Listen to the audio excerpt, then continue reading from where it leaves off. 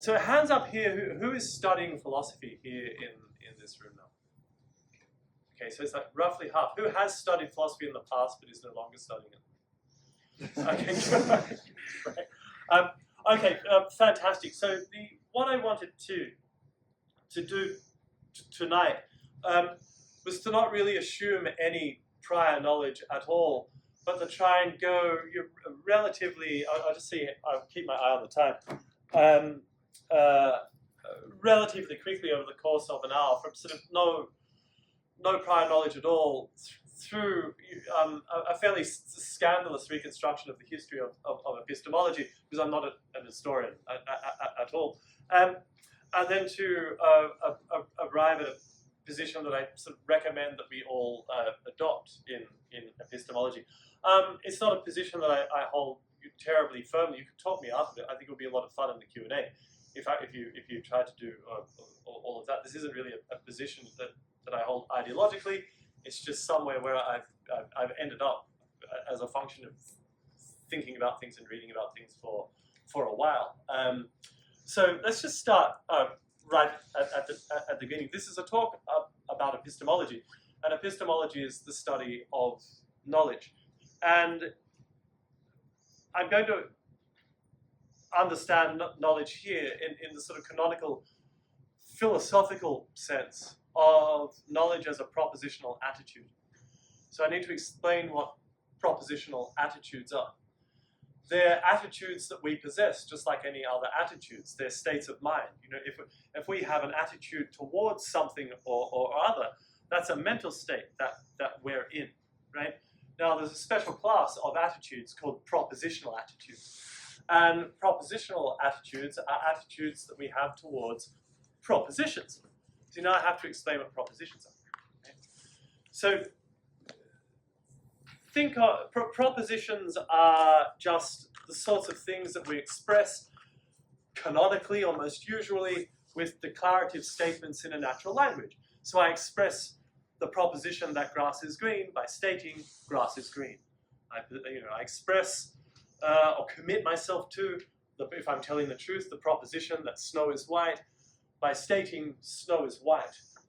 So these things that are expressed by declarative statements are not identical with the statements as well, because supposing I spoke some other language apart from English, and I don't, but just suppose I did, I could say snow is white in Indonesian. I could say snow is white in Chinese. I could say snow is white in French, and so on and so forth. These are all different statements. They're in completely different languages. They're not even different tokens of the same type. But what we say is they express the same proposition. So propositions aren't concrete things that occur in space-time. They're abstract objects that we express with declarative statements. Now, that sounds pretty esoteric, but we're familiar with them already, but just not under that description, because we've been familiar with abstract objects ever since we started primary school. Numbers are abstract objects. We can refer to the number 1 with the regular Arabic script that we use every day, or the number 2 with the regular Arabic script, or we could use Roman numerals, or we could use binary, or we could use hexadecimal notation. These are all different numerical languages, but the various names in them all refer to one and the same abstract object. Like, no matter what symbols you're using to express the number 1, you're always picking out the number 1. But number 1 is not a concrete object, it's an abstract object. If you want to ask me a tricky question later on, ask me how it is that we can know anything about abstract objects if they don't occur in space-time. That's a genuinely open problem. But not all uses of language express propositions. I mean, we can make requests to people. We can say things like, "Would you please turn the music up?" Or we can say things but that's a request. And would you please turn the music up is neither true nor false. It's not a sensible thing to say of requests that they are either true or false. Neither is it a sensible thing to say of commands, like, "You, turn the music up," that it's true or it's false. They're just not the right sorts of things to be true or to be false. It would be to make a category error. Whereas propositions are those things that are either true or false. And they're those things that bear the property of being true or being false, right? That are expressed by, usually, declarative sentences that make declarations in a natural language. And by natural language, I just mean English or Indonesian or Chinese and so on and so forth. So when we say that knowledge is a propositional attitude, what we're saying here is that knowledge is a state of mind that we are in when we have a particular attitude towards a proposition. Right? So we can have all sorts of attitudes towards propositions. Desire is a propositional attitude. I desire that there be peace on earth. I desire that I had been the person who won the $100 million in Powerball last week. And so on and so forth. Belief is another propositional attitude. I can believe that grass is green. I can believe that snow is white, and so on and so forth. But notice that you can want for something, you can desire it, but that thing doesn't have to be true. It's definitely not true that I was the person who won the $100 million last week in Powerball. But nonetheless, it is true that I want to be that person. Right? That's completely sensible. So not all propositional attitudes commit us to the truth of the proposition towards which we have the attitude in question. Similarly with belief. It's the tragedy of belief that beliefs can be false. Other propositional attitudes, however, do commit us to the truth of the proposition towards which we bear the attitude in question. And we say of those attitudes that they are factive. So the factive attitudes are a proper subset of all of the propositional attitudes. I'm only going to be speaking about propositional attitudes here. So if I drop propositional, I'm still talking about propositional attitudes. Think of perception. If it's true that Alice perceived that the cat was on the mat, if that's true, then it has to be true that the cat was on the mat. That's just what perception means. Of course, you can have what we might call colloquially a false perception, but that's a misuse of the term. What that really means is that somebody has a false belief about the nature of their perception. Perception itself is used as a propositional attitude, is factive. We use it in psychology and cognitive neuroscience and so on and so forth to mark out the distinction between true contents of perception and those that are not true. Similarly with knowledge. Knowledge is a factive attitude. Knowledge can't be false. It can't be true that you know that the cat is on the mat, whilst at the same time it's false that the cat is on the mat. Otherwise you wouldn't say that you knew that the cat was on the mat. Now you might believe that you know and have a false belief about the nature of your knowledge, but we're not talking about our epistemic access to facts here for the time being. We're talking about the actual facts. If it is an actual fact, leaving it aside for the time being, how it is that we could come to know whether or not that actual fact attains, if it is an actual fact that you know that the cat is on the mat, then it's got to be true that the cat is on the mat. That's the difference that marks the difference between what we call the broadly speaking epistemic propositional attitudes such as knowledge and belief. Right? So beliefs are not factive, but knowledge is. This isn't to say that there might not be more colloquial uses of the term knowledge and perception and so on in everyday language, where they're not factive, but we're not using everyday language here. We're simply running through a list of pieces of terminology.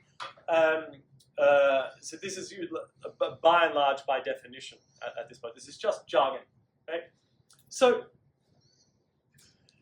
if we're thinking of knowledge in terms of propositional attitudes, and we're thinking of knowledge as a factive propositional attitude, what type of thing might it be beyond that? The sort of standard view, the one that I'm going to commit myself to, is that the propositional attitudes are relations between us and the propositions in question. So the attitude is a relation. A propositional attitude is a two-place relation. It's a two-place relation between an agent, the epistemic agent, on the one hand, and the proposition towards which the epistemic agent in question bears the propositional attitude in question. Now, that's a lot of jargon all at once, but there's nothing terribly controversial at this point. Where things get controversial is where, again, we're just in the world of ontology here. We're not talking about our epistemic access to being able to, epistemic access to the distinction between what it is that people know and what it is that people do not. We're just talking about what is at stake. What is at stake between like knowing something and not knowing it on the one hand. So what we're worried about here are the truth conditions for knowledge.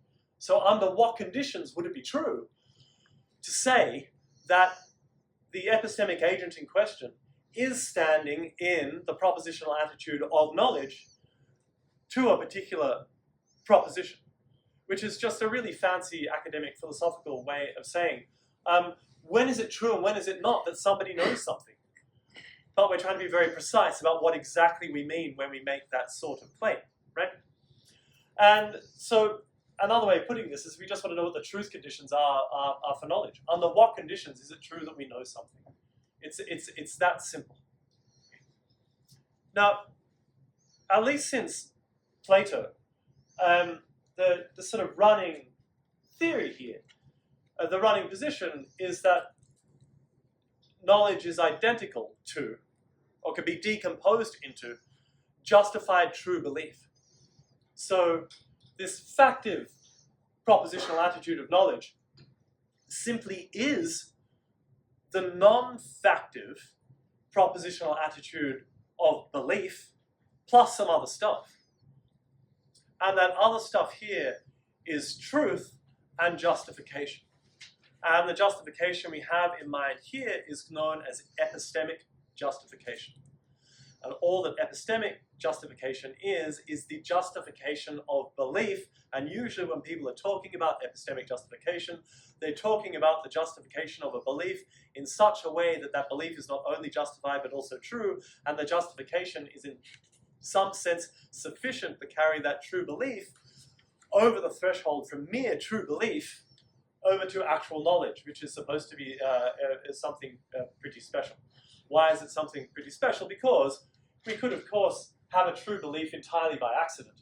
And the hope here is that knowledge is something more robust than just an accidental true belief or happy accident true belief. So we're going to spend probably the rest of the talk talking about epistemic justification. So I'll say a little bit about truth. For those of you who are already up to your necks in philosophy, you'd know that there are a whole bunch of theories of truth. Right? And I'm not going to go through any of them here. I think most of them are pretty silly, and I think the version of truth to which we should all commit ourselves is just simply the correspondence theory of truth. It's quite straightforward. The position here is that truth is a property, and it is a property that can be possessed of objects, just like any other property. The property of whatever version of blue, I know like 5 color words, whatever version of blue it is that this stool is, then that's the property, one of the properties possessed by this stool. But of course the stool is a concrete object. I've said that propositions are abstract objects. But we already know of abstract objects that they can possess properties, at least vaguely, uncontroversially. We can say of numbers that they're even or they're odd, or that they're prime, and so on and so forth. So there's no obvious problem here with attributing a property to a proposition simply in virtue of propositions being abstract objects, unless you think that existence is a necessary condition for truthful predication, and you think that existence means that you've got to be non-abstract. But that's for Q&A time for those of you who want to get into metaphysics. I don't particularly, but I'll go there if that's where we go. So truth here is a property that can be possessed by propositions, and when we say is true, that's a predicate. So when I say grass is green is true, I am using is true just like any other predicate in a subject-predicate clause in a language, and I'm saying of that proposition, grass is green, that it is true. And when I say grass is green is true, I'm not making the claim that grass is green. Rather, I am mentioning the proposition that grass is green and saying of it that it has the property of being true in virtue of my predicating the predicate is true to that proposition. Now, when will a proposition be true? Just if and only if it corresponds to the way that things are. So this is known as the correspondence theory of truth. So you say something like grass is green is true if and only if grass is green. It's a disquotational schema. If somebody here knows a lot about theories of truth and the philosophy of language, and we want to go off into the world of minimalism theories about truth and deflationary theories about truth and epistemic/pragmatic theories of truth and so on and so forth, then we can do that. But you don't need to understand any of this stuff in this talk. Right? All that you need to know here is that for the claim that knowledge is justified true belief, what this means is that if you have the factive epistemic attitude of knowledge towards a proposition, right, then that means that you believe that proposition and that that proposition is true, where what is true means is just that that proposition corresponds to the way that things are. It doesn't mean anything more robust or more interesting than that.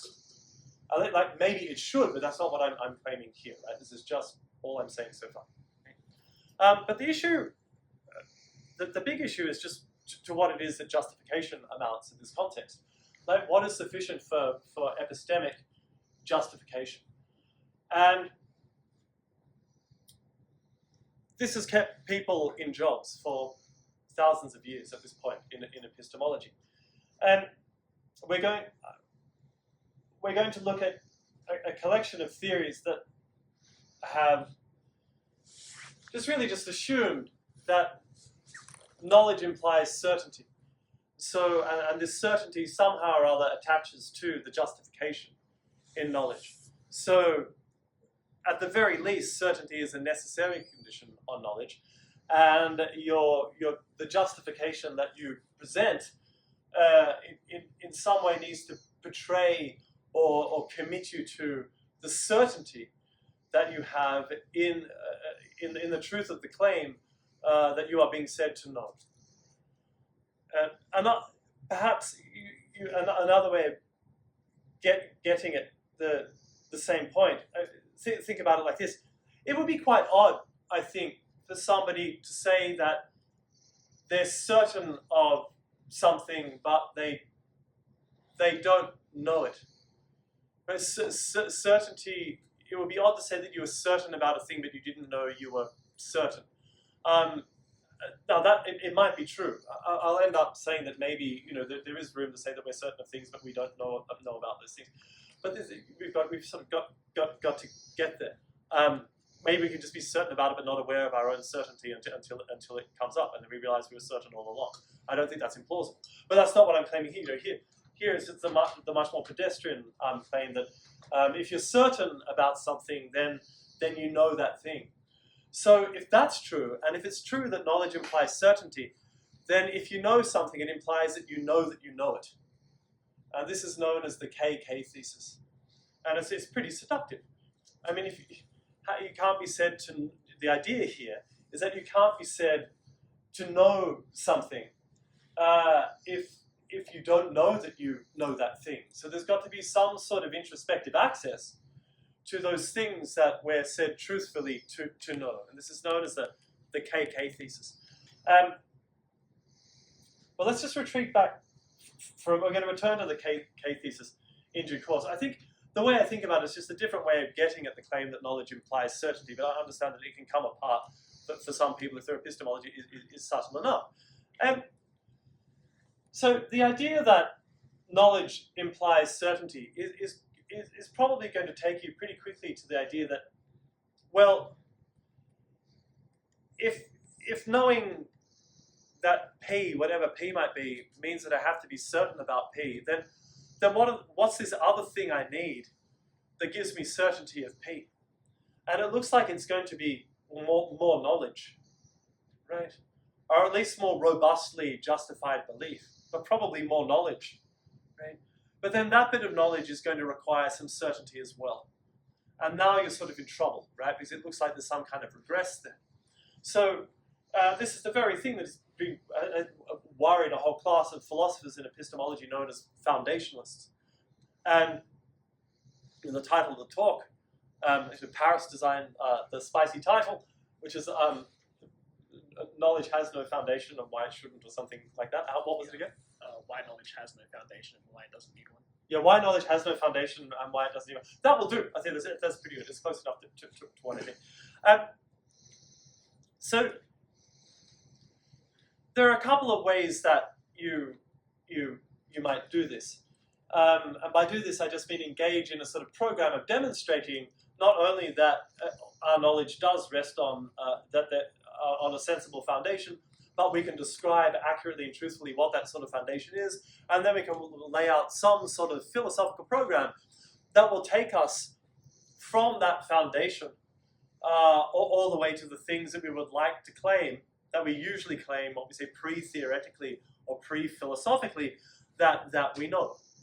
So there are two major schools of thought in foundationalist epistemology, and there are at least 65 sub-varieties of each of them, and we're not going to go through all of these. We're just going to talk about epistemic foundationalism in general, and its two main schools of thought, namely rationalism and empiricism. Rationalism and empiricism are probably second only to positivism when it comes to being sort of misrepresented in popular academic culture. I think the sort of going definition that you'll see, certainly in books written by academics who are not philosophers, is that rationalists think that all of our knowledge can be got just by thinking really hard, and the empiricists think that all of our knowledge can be got just empirically by examining the external world and empirical evidence. Philosophers have said some crazy things, but no one has been that stupid. Okay, no sensible philosopher has ever claimed either of these two things, and that they're just simply not the positions at all. What rationalism believes is that we can locate a foundation for our knowledge through the exercise of our powers of rationality. And what the empiricists think is that we can locate a foundation for our knowledge through an examination of the empirical evidence presented to us through our senses or through our sensory apparatus.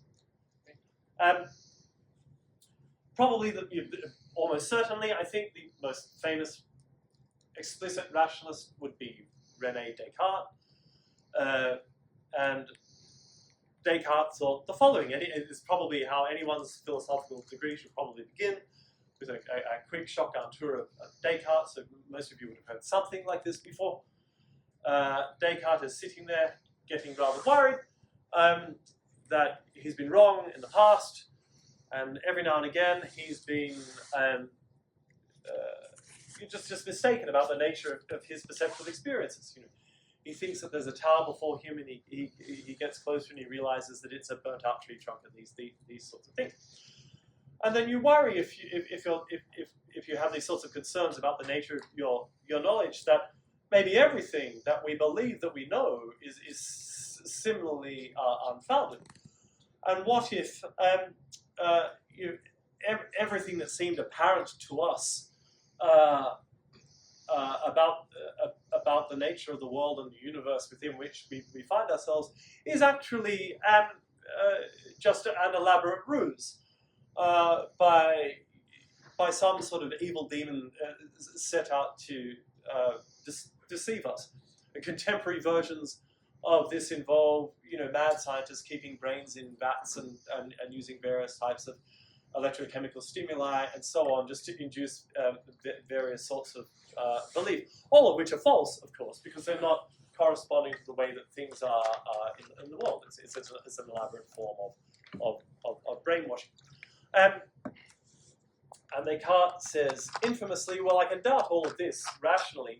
There's nothing, there's nothing contradictory. It might be slightly irrational, but there's nothing contradictory about supposing that the external world is not there and I'm just being deceived.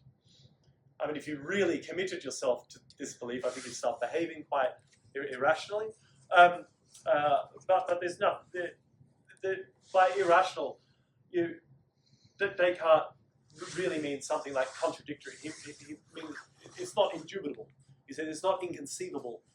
It's not immune from rational doubt that everything I think is real is just simply not. But then he says, but the one thing I can't doubt is my own existence, because in order to try to doubt my own existence, necessarily I must exist in order to do the doubting.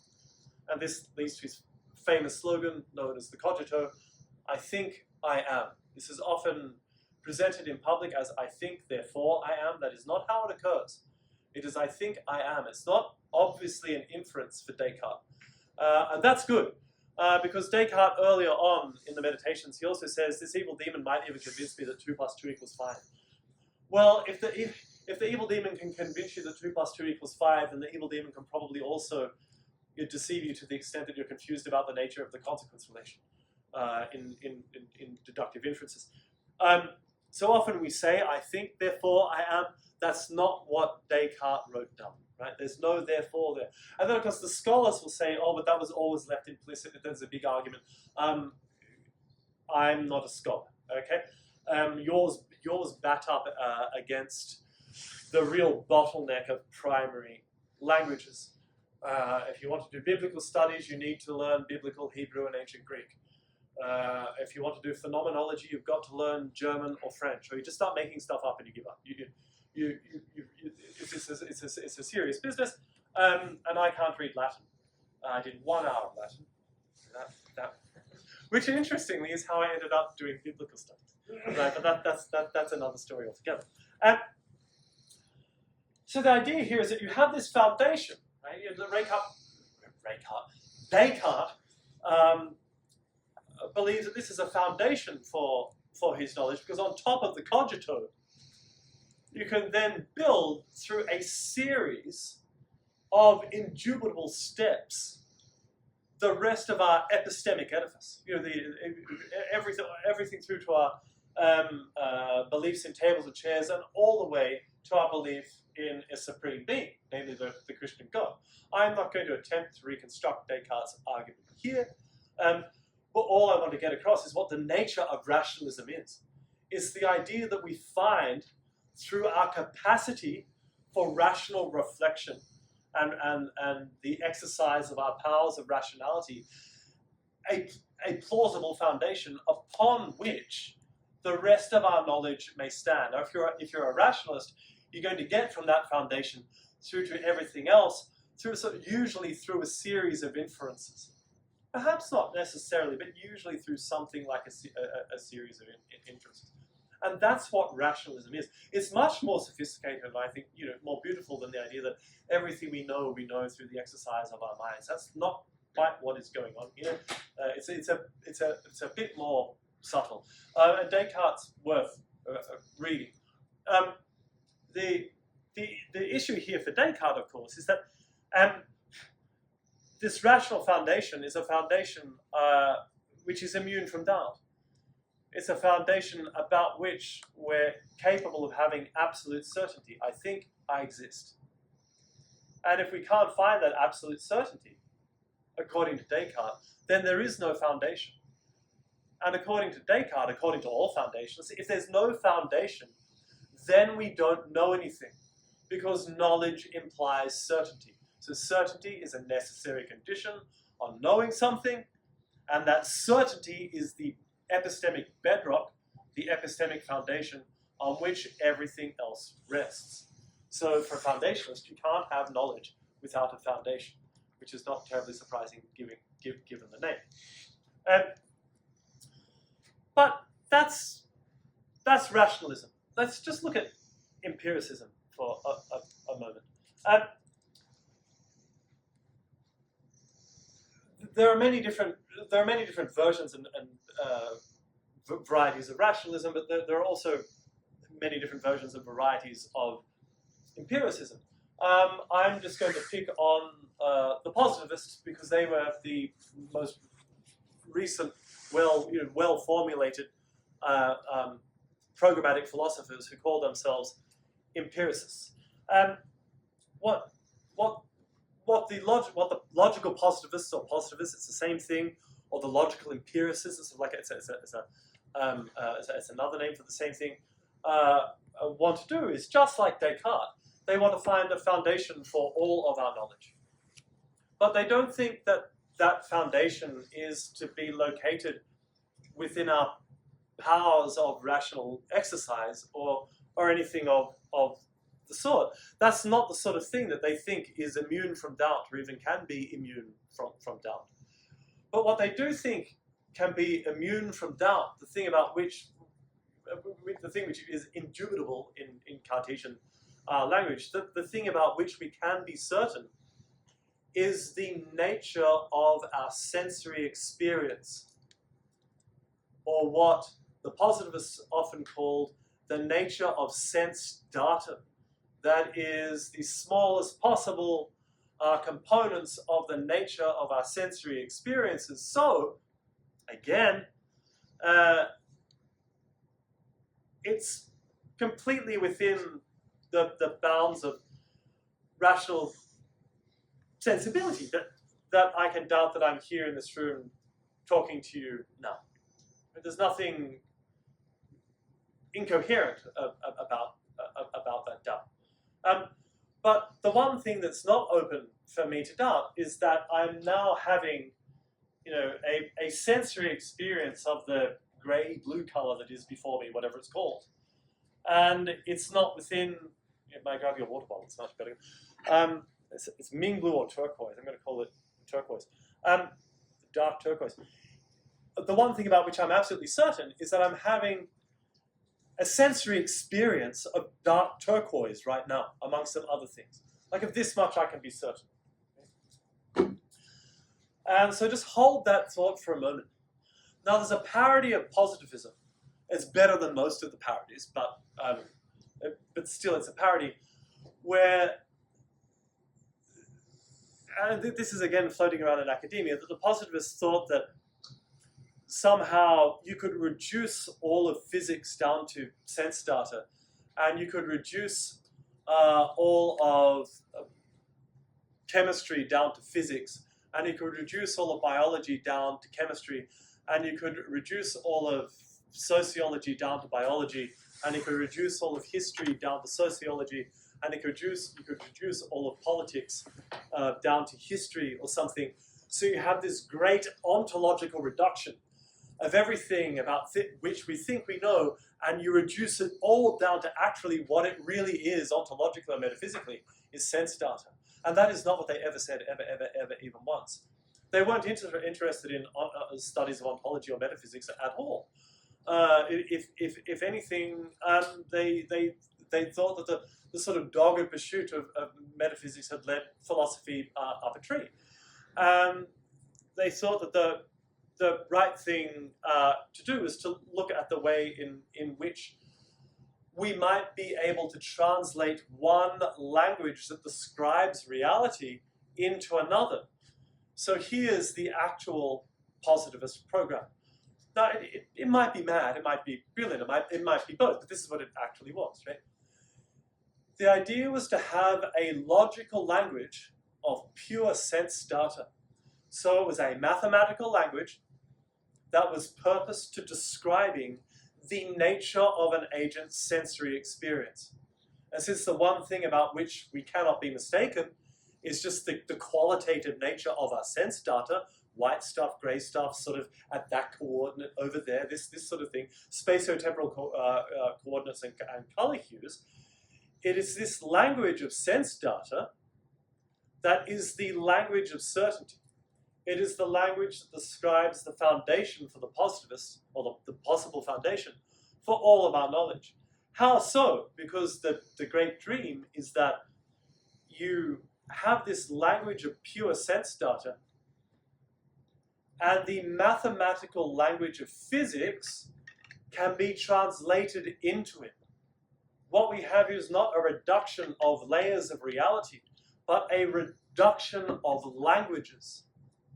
So we have the most fine-grained language, the language that describes the things about which we cannot have any doubt, which is the language of pure sense data. And there is a translation manual into that language from the language of our best physics at the time. This was in the early to middle of the 20th century. Then, again, the dream is, there is a second translation manual. And that second translation manual shows us how to translate every statement, every true statement of chemistry, right, into statements of pure physics.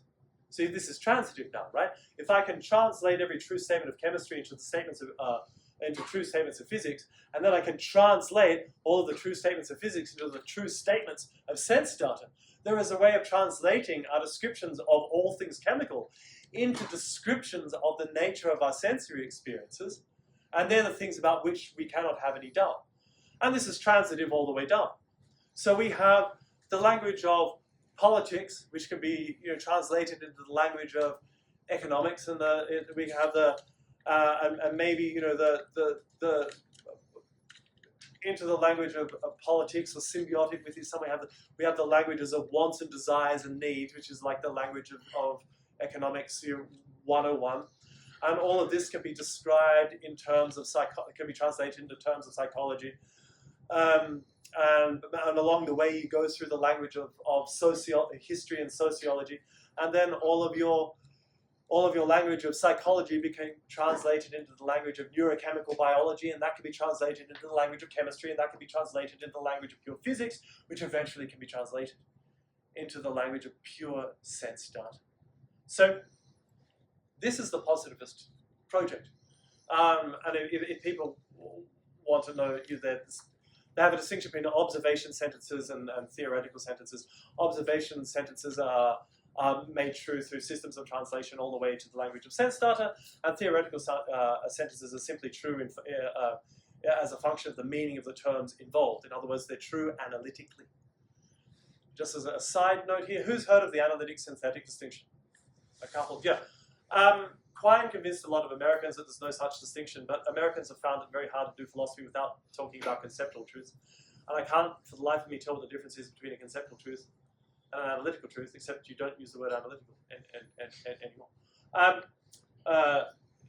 But people have thought about the nature of analyticity for a lot longer and harder than I have. But that's just an aside. Now, this, of course, this implies that this supports the idea that knowledge implies certainty, because what we're actually certain about, with all of our claims about the world, are really about the nature of our sensory experience. So all of our best descriptive language, this is what you have to buy into if you're a positivist, is that none of them are really to be understood literally. When we describe things in the world, we shouldn't understand those descriptions to literally be about things in the world. They're just very coarse-grained abbreviations through all the different levels of translation, all the way down to the language of pure sense data. So even like the best sentences we have of our most successful physics, they're not to be understood literally. They're to be understood as sort of shorthand for these much more elaborate descriptions of the nature of our sensory experiences. So, where does this leave the world? Like the physical world? Well, out there in the wilderness, pretty much. I mean, again, contrary to parody, the positivists were anti-realists. At least about what are known as the non-observational or theoretical entities that that our best physics have found very hard to delete and to continue doing the business of physics. So as far as the positivists are concerned, when the physicists are talking about electrons and quarks and these sorts of things, our best physics doesn't commit us to the existence of any of these entities at all. And quite a few of the of the empiricists who predated the logical positivists were anti-realist about the external physical world, because you can't see what the world looks like when you're not looking at it, which is the sort of empiricist sort of gambit here. There's no sort of view from nowhere.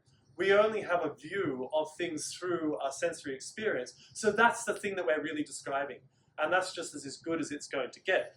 But weirdly, the positivists, maybe not, but yeah, I think they were naturalist about the science, about epistemology. Who's heard of naturalism? Okay, less than half. So good, I'll explain it. Here's a shotgun tour of naturalism. The first premise is that anything that occurs in the natural world. So there's nothing supernatural going on. The second premise is that anything that occurs in a natural world is an instance of the natural world conforming itself to the natural laws that govern the behavior of the natural world. The world's not random. Third premise is, so far, the best story that we know how to tell about the conformity of the natural world to the natural laws that govern its behavior is the story told by the natural sciences. So therefore, and here's the sort of naturalist conclusion, if ever there are two competing explanations for why it is that some event took place, and one of those explanations is in terms of the natural sciences, and one of them is not, the explanation that is in terms of the natural sciences is to be preferred every single time. The bias towards explanations in terms of natural sciences is pretty ruthless. So that's positivism in a nutshell. And they're both empiricism, of which positivism is a more recent sort of 20th century variety, and rationalism are both foundational epistemic theories. So remember, what they're committed to is that knowledge implies certainty. If you know something, you must be certain. And where they disagree is how we locate that certainty and what type of things it is about which we can be certain, and then how it is that we can use these different things about which we're certain as foundations upon which to rest the rest of our knowledge. So that's part one of the talk. Is that at least not hopelessly unclear? Okay, excellent. Now, this doesn't take us to, but we're going to take ourselves to Gettier and the famous Gettier counterexamples. Both the rationalist and the empiricist are still, by and large, thinking of knowledge in terms of justified true belief. It's just that,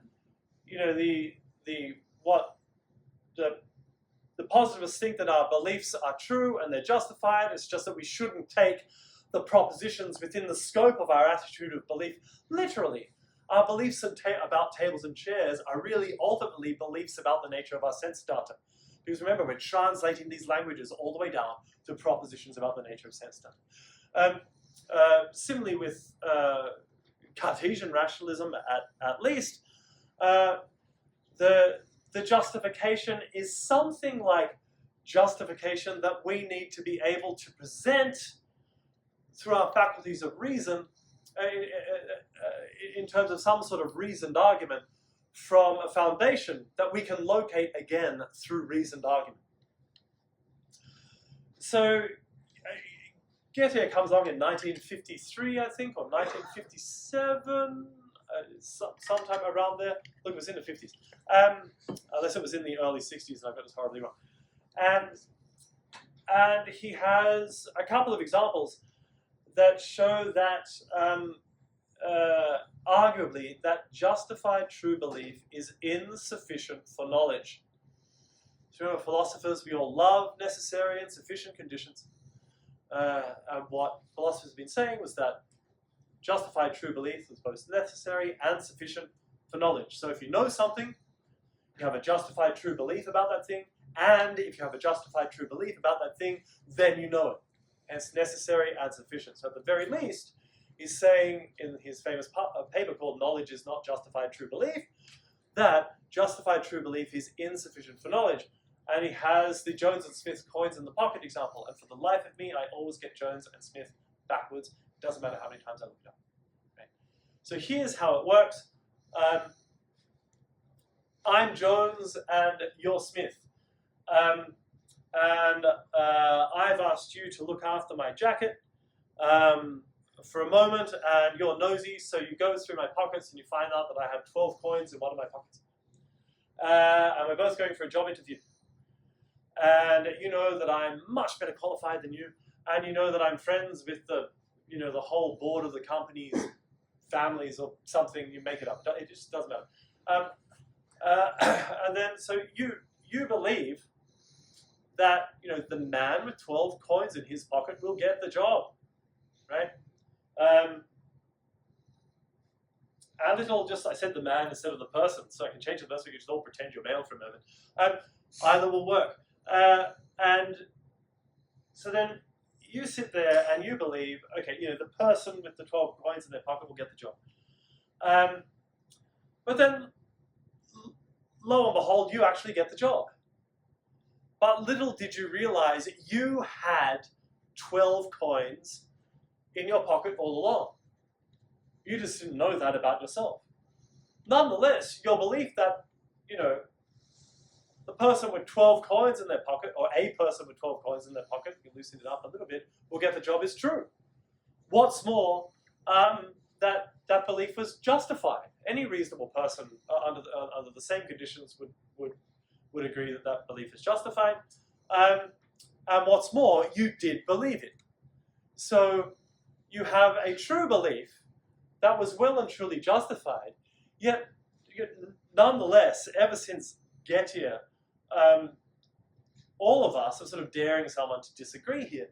I've just said, well, Gettier is absolutely right. There's more to knowledge than justified true belief. What do you know? Right now, this then led to a new split in philosophy that does not, in epistemology, that doesn't quite track along the split between rationalist and empiricist. And the way that this new split maps onto it, that's a bit where I'm going to have to sit down and think hard. This is harder to explain than it should be. I think I spent the whole day trying to work out an easy way to explain it, and I couldn't, so we're just going to go through it the long way. I think that's for the best. This disagreement in response to the Gettier counterexamples comes down to a disagreement about what the nature of epistemic justification really is. At the beginning of this talk, I promised that we would return to epistemic justification in full force, and here we are. So most philosophers, rightly or wrongly, I think rightly, have responded to the Gettier counterexample by thinking that the issue here is that we haven't thought carefully enough about the nature of epistemic justification. Like, yes, Jones or Smith, whichever one it was justified in that belief, but justified in the wrong kind of way. Right? So now there's one of the biggest splits in epistemology today is a split that comes down to what they think the nature of epistemic justification really is. Like, in order to be epistemically justified, what does that really mean? What's at stake? What are you can see where this is going. What are the necessary and sufficient conditions now for epistemic justification? And this is an entire industry in philosophical paper publication. Okay, I promise you, no matter what you think your necessary and sufficient conditions are going to be for epistemic justification, give it 6 months, some smarty pants PhD student will write a paper with a counterexample. And I have a pretty strong inductive basis to justify this particular belief because it just doesn't look like there is any end in sight, which is going to lead me to say later on, when we talk about sort of Williams is maybe who just taken a wrong turn. You're like, for how long? If you keep looking for something and you can't find it for long enough, maybe the best explanation for that is that it's just not there, right? Like the Loch Ness monster. Like you're still looking for this thing and you haven't found it yet. Like this type of assessment that universities want, that can't be threatened by generative artificial intelligence, but is definitely not an in-person invigilated exam. Like we've been looking for this thing now for 3 years.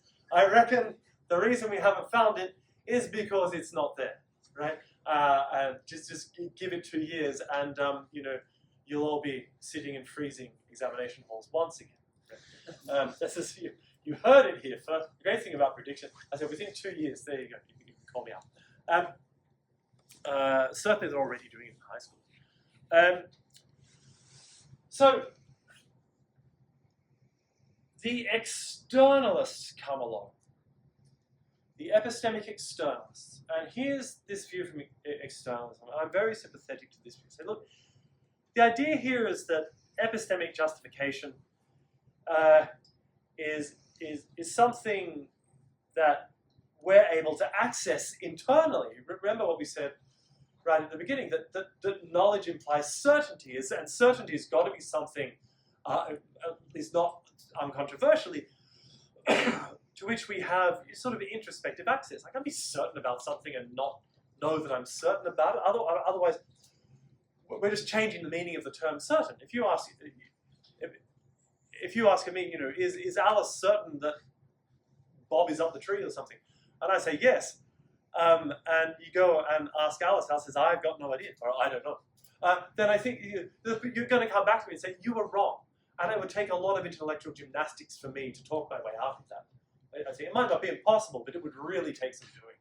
Right? And I think at the cost of possibly unraveling the meaning of certainty. So the externalists come along and say, look, maybe this whole idea with epistemic justification is just wrong. And maybe, you know, epistemic justification is still a thing. You know, epistemic justification is still a necessary condition of knowledge, but it's nothing that is internal to the agent. It's not something that the agent is able to access just by sitting there like Descartes and thinking really, really hard. Because it's not the sort of thing that's introspectively accessible at all. It's not the sort of thing that is knowable a priori, even if you were an ideal reasoner. I don't mean just omniscient in general, just an ideal reasoner. Maybe it's something completely external to the agent. So here's the running idea. Epistemic justification is just the forming of a belief by a mechanism that is reliable. Another way of saying the same thing is that to have a justified belief, an epistemically justified belief, is just to have a belief that was brought about by some sort of belief-forming mechanism, where that belief-forming mechanism is a reliable mechanism. And that at least part of that mechanism can be external to your head and your mind. It can be part of the empirical world. So when asked to elaborate on what a reliable belief-forming mechanism might be, some of the earliest externalists said, well, one thing that reliable belief-forming mechanisms could be causal relationships. So if you, as an epistemic agent, you know, as a rational being that has the capacity to know things, is situated in relation to the world in such a way that that situation is reliable and it's underpinned reliably by causal mechanisms, then the world, through either direct perceptual impressions or through testimony or what have you, will cause you to have true beliefs. And if that mechanism is a reliable one, so it causes true beliefs more often than not, then that's sufficient for you to say, for anyone to say, it's just sufficient for you to have beliefs that are epistemically justified. But notice that the nature of this justification, it's got nothing to do with what you're able to present to a third party as a justification. It's not like you can just latch onto it and say, oh, my belief that Bob is up the tree is justified because I walked past the tree and I saw him up there afterwards. I mean, that's just another belief. The externalists are very worried about epistemic regress here. You know, if the only thing that justifies your belief epistemically is another belief, you're in some serious trouble. Because you're going to have to have another belief that satisfies that one and satisfies that one, and it will take you all the way down to some kind of foundation again. Where that foundation is something that is internal to you, because these beliefs are something that you need to be able to present to a third party. Rather, and this is where the externalists are at least compatible with the type of epistemic foundationalism. There is an epistemic foundation here, but the epistemic foundation is just the external world, and there is no necessary requirement for you as an epistemic agent to have access to even the mechanism of that epistemic foundation. All that matters is that it actually exists, that it is actually there. So in other words, what the epistemic externalists are rejecting is the condition that if one knows something, then they must know that they know it. So the externalist is rejecting the KK thesis. Now, just in case, I saw some slightly worried looks about beliefs being the outputs of causal mechanisms. The bad news is they probably are, right? So we don't have volition over beliefs. You know, belief volunteerism, nothing like belief volunteerism can possibly be true. I know you all like to walk around saying, oh, it's my right to believe whatever I want to. No, it's not. You don't have any control over what you believe. But not really. Like right now, you don't even have control over it, let alone a right. Try and believe right now that there is a bunny rabbit floating in the middle of the room. I don't mean imagine it, I mean believe it. Commit yourself to the belief. We just can't do it. It's probably a good thing we can't do it, right? We get into all sorts of trouble. Belief is really serious. Belief involves full commitment of action. We don't just get to decide what we believe. Our beliefs are just functions of the causal ecosystems, the causal informational ecosystems within which we find ourselves. I think, deep down inside as a species, I think we know this.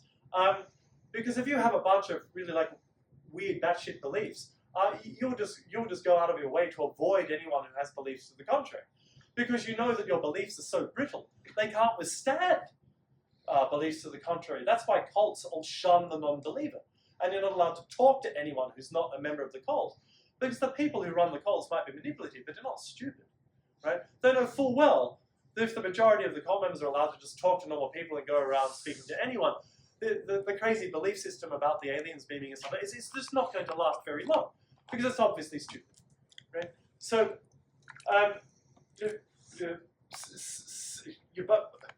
by the time you've taken your kids and you're homeschooling them in some compound out in the mountains, somewhere, you've just lost it.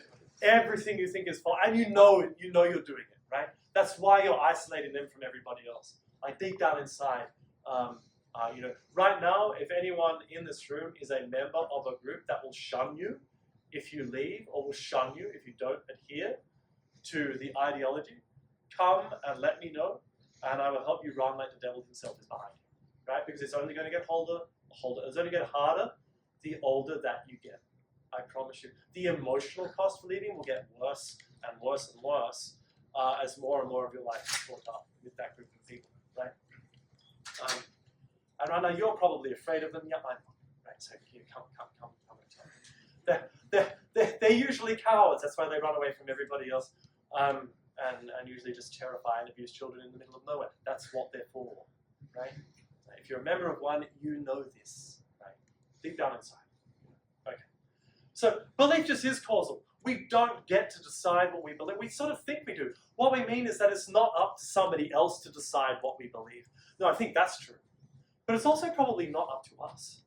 So what can we do? We can optimize the streams of information into which we put ourselves in order to increase the likelihood that our beliefs are true. This is why ideological lunatics, send people off to re-education camps or firebomb schools and shoot school teachers and these sorts of things, because they know what they're saying is not true. They know perfectly well it's what they can terrify people into believing. Right? Belief is causal. Right? Once people start burning books, you're in trouble. So now, what do? If somebody comes up to me and says, "I think that 1 + 1 = 3," and epistemic foundationalism is true. Good for you. Right? There's no skin off my back, right? One way or the other. And now, this seems well and good, but you don't even start me on the industry of all of the counterexamples there are to naive or entry-level externalism. We would be here for weeks. You can do a whole course in epistemology where you look at each one of these papers every week, and you get to the end of it, and you just go, I don't know, maybe contextualism is true or something. You just give up. Ask you about epistemic contextualism later. But the internalists, I think the epistemic internalists had a sort of much better response, and it was slightly more scholastic. I think they just said, look, all of this stuff you're saying about reliable belief-forming mechanisms might be true. All of the stuff that you're saying about external causal relationships between the external world and the mind of an agent might be true. And it might also be epistemically interesting. But none of it is epistemic justification. We've been clear on what epistemic justification is since at least Plato. Epistemic justification is the justification of a belief that a rational epistemic agent is able to access and to present to somebody else in the form of like a convincing act of justification. You say, I believe that such and such, and I come up to you and I say, well, justify that belief. And if you can't do that, then I, as the internalist, I don't care what mechanism caused that belief, whether it's reliable or not, because that's a different topic of conversation. And the externalists have just simply changed the subject. It might be fascinating and interesting, but it's just not going to give us epistemic justification. They just simply changed, they found some other thing, taken the name epistemic justification, said, let's just use epistemic justification to refer to this thing that we've already found, and then say, look, we found epistemic justification. And that doesn't seem sporting, right, according to the internalists. And then the externalists say, yeah, we're admitting that's what we've done, because the thing you're looking for just isn't there, right? It's the Loch Ness monster of epistemology. You just can't have it. And then they wrote another couple of papers to each other, and then they stopped speaking to each other for the most part. And now there are separate sort of communities of people working in epistemology. There are sort of externalist anti-foundationalists like Williamson, and we'll get to that in a moment. And there's the sort of the new wave of the sort of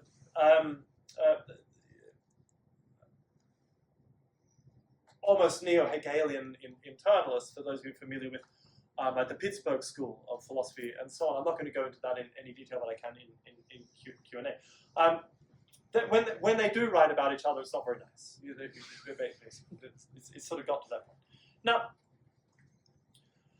but what about internalism? The internalists are not going to give up. So look, epistemic justification has got to be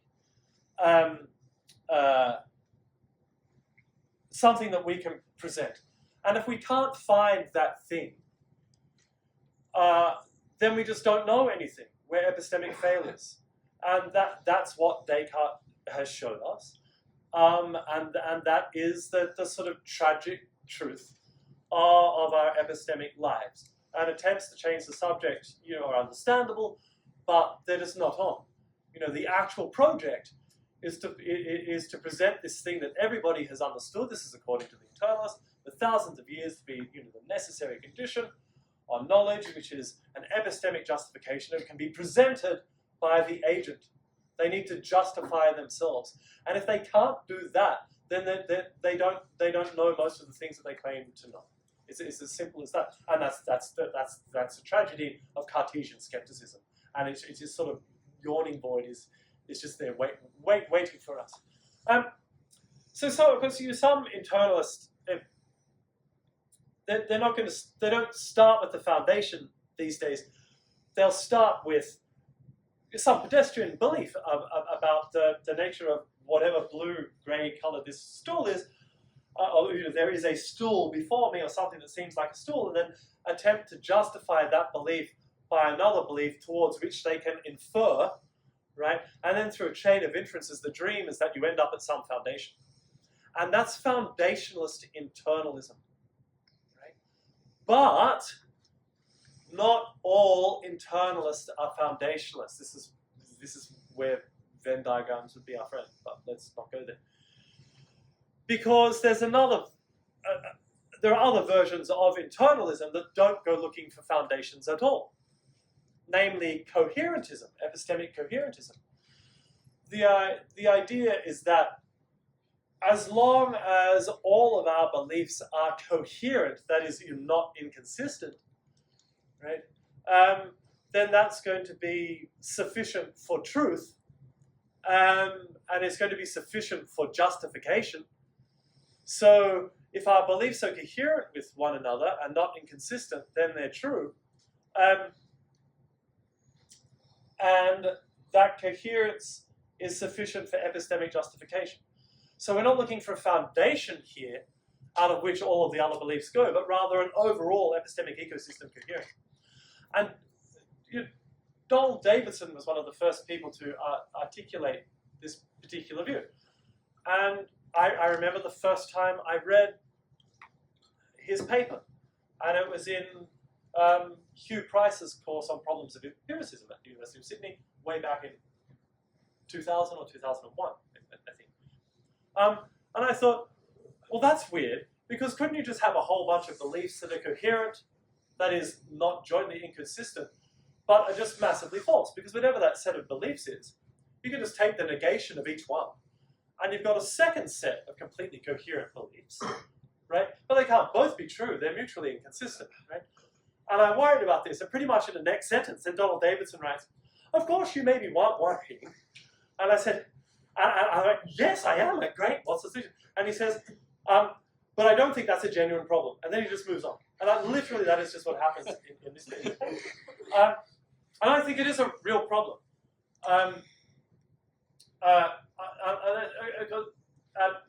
Unless, again, it seems like changing the subject again. When Plato and Descartes were talking about justified true beliefs, they meant justified true beliefs about the world that we live in, that we take it to be the way that it usually is. And there's some kind of traction there with what's actually going on, not some mere internal coherence. And since quite trivially, I can have two mutually exclusive, that is logically incompatible sets of belief that are both completely coherent, coherentism just doesn't excite me all that much. I do think it's a necessary condition on knowledge. I think that if all of your beliefs are inconsistent, they can't be true. Something's going pretty wrong, right? But I just don't think it's sufficient. I don't think the mere fact, I just know this from observing people in the middle of psychotic breaks. The beliefs are entirely coherent. They are unshakable, right? It doesn't matter what you say or what evidence it is with which you present. There is a way of that being incorporated by the broken causal mechanism into their mechanism of belief of fixation. You can't reason somebody out of like a broken mental state. It's ridiculous. The thing that's broken. That's not what's going to happen. Yeah, I just don't like our chances, and I don't think mere coherence is enough. Now, at this stage, quite a few people have been tempted by what's known as epistemic contextualism. I sort of was teasing the contextualists before, and I get that. But I get the temptation to be a contextualist. And the idea here is that, just what knowledge means shifts from context to context. So what we mean by knowledge out and about, like, do you know where Bob is? Yes, he's up the tree. That's just those conditions are just a lot less stringent than the sort of conditions that are imposed upon us at a philosophy conference or in a philosophy tutorial or anything like this. So we shouldn't expect these sorts of epistemic robustness for which we're looking within the context of professional academic philosophy to be the sort of epistemic robustness that is at work in day-to-day conversations about epistemic states and knowledge exchange, and that's fine, right? And the problem with this view is that until David Lewis came along and said maybe we mean different things by the word, by the predicate knows that, the relation knows that, sorry. It is still a predicate, what I'm saying, it's not a property. Or the word knowledge, until David Lewis came along and said, oh, maybe its meaning shifts pretty radically from one context to another. That had not really occurred to anybody. So what this sort of then commits us to is that is this sort of radical global false belief about the meaning of the word that we use. And there is a view of philosophy known as ordinary language philosophy that just holds as a point of philosophical method that the point of philosophy is to correct, the vulgar, that is, non-philosophers, to correct the great unwashed on the use of certain terms, the use of which philosophers are experts in. And once philosophers have corrected everyone on what the correct use of the terms is, then philosophy's job is done. You just go home, right? No, this is still. People like Peter Hacker and John Hyman was one of my paper supervisors at Oxford. It was just, they were fantastic tutorials.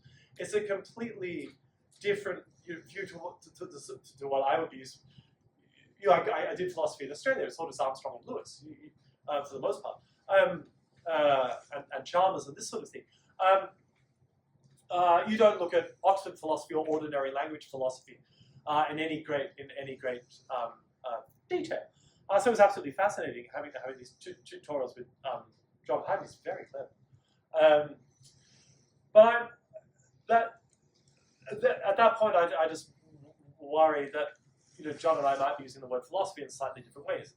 But then, of course, things get normative, and people say, well, this is all you should be doing if you're doing philosophy. The great thing about philosophy is you can do whatever you want. If you're interested in X, you can say, I do philosophy of X.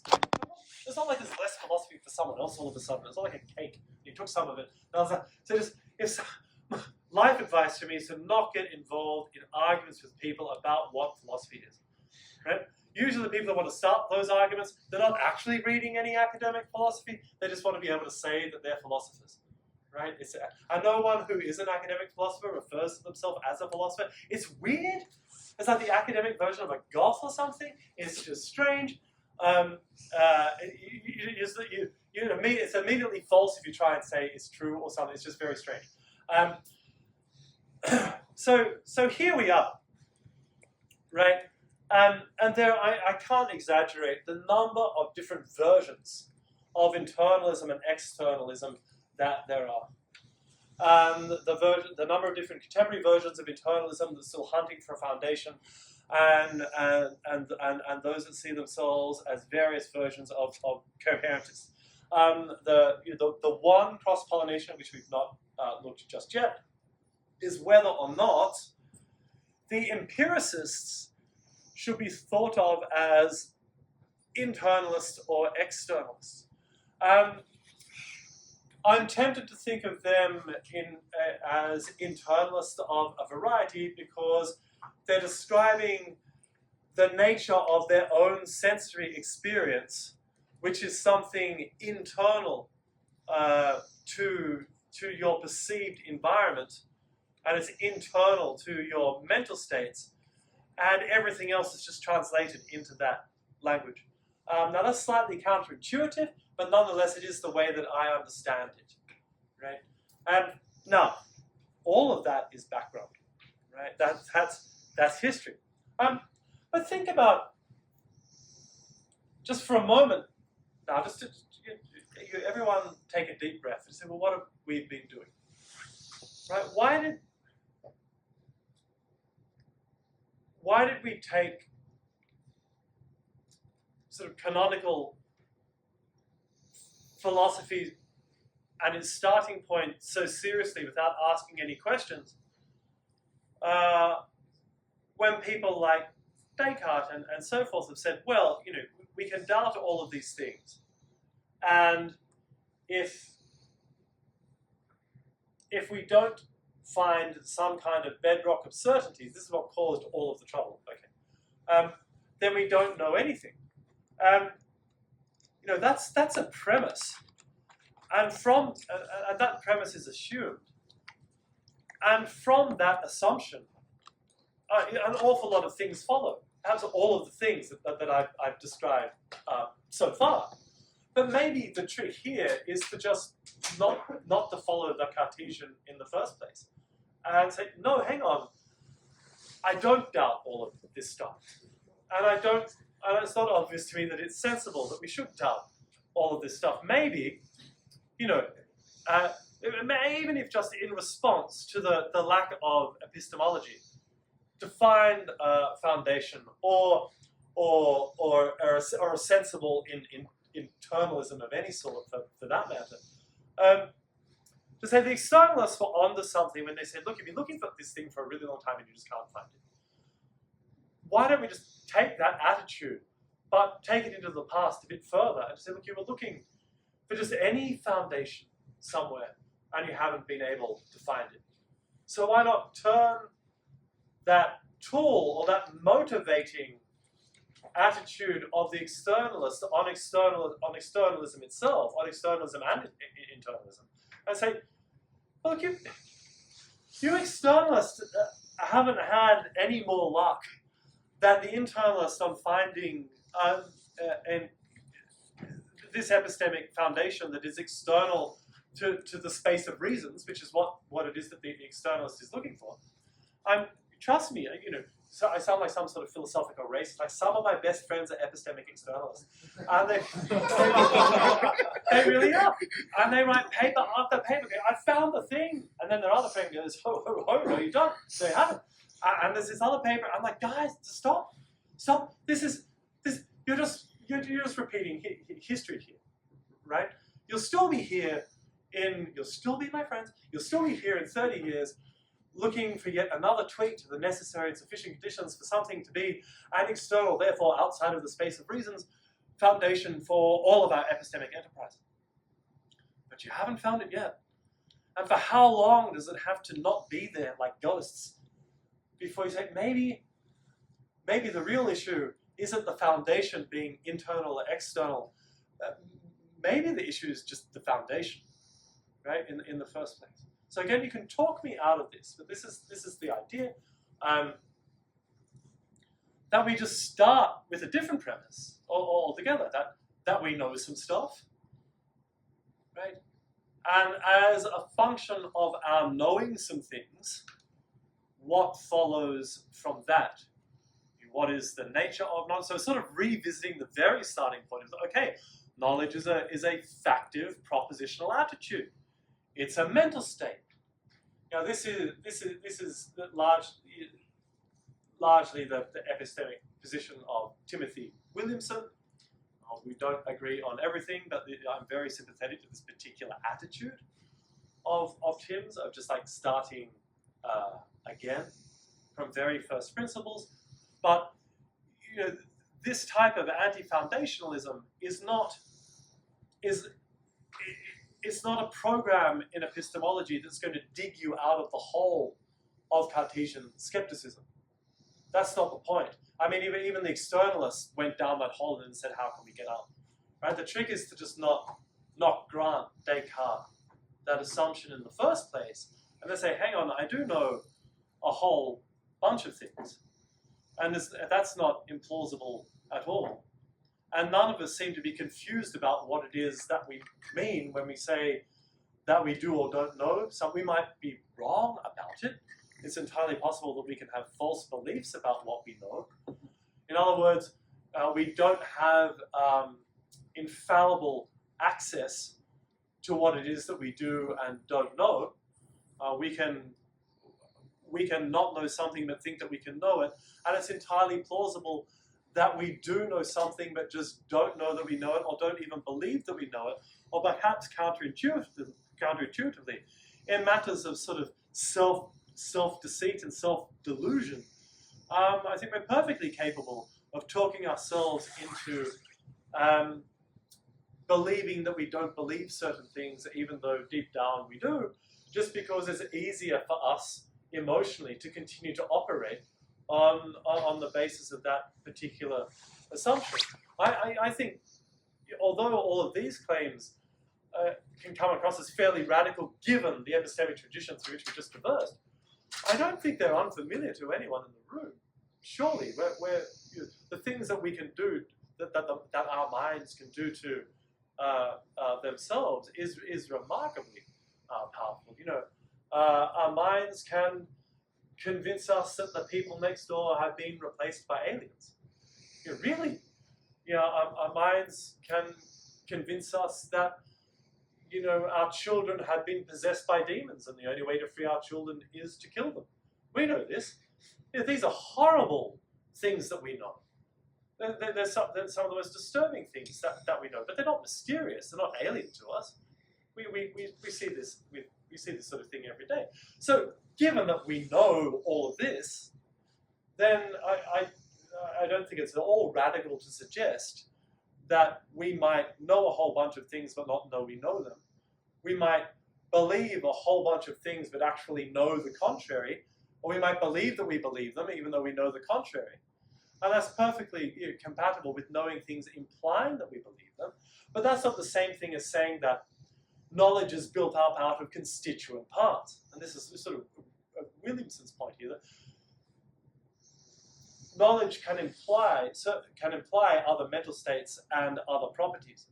But that doesn't mean that those other mental states and other properties are compositions of knowledge.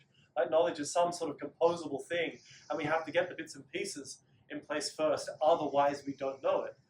Rather, we start with the things that we know, and then think about, on the assumption that we do know them, just assume that we do, on what will follow from that assumption.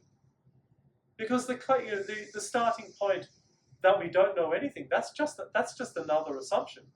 Who says that we have to start there?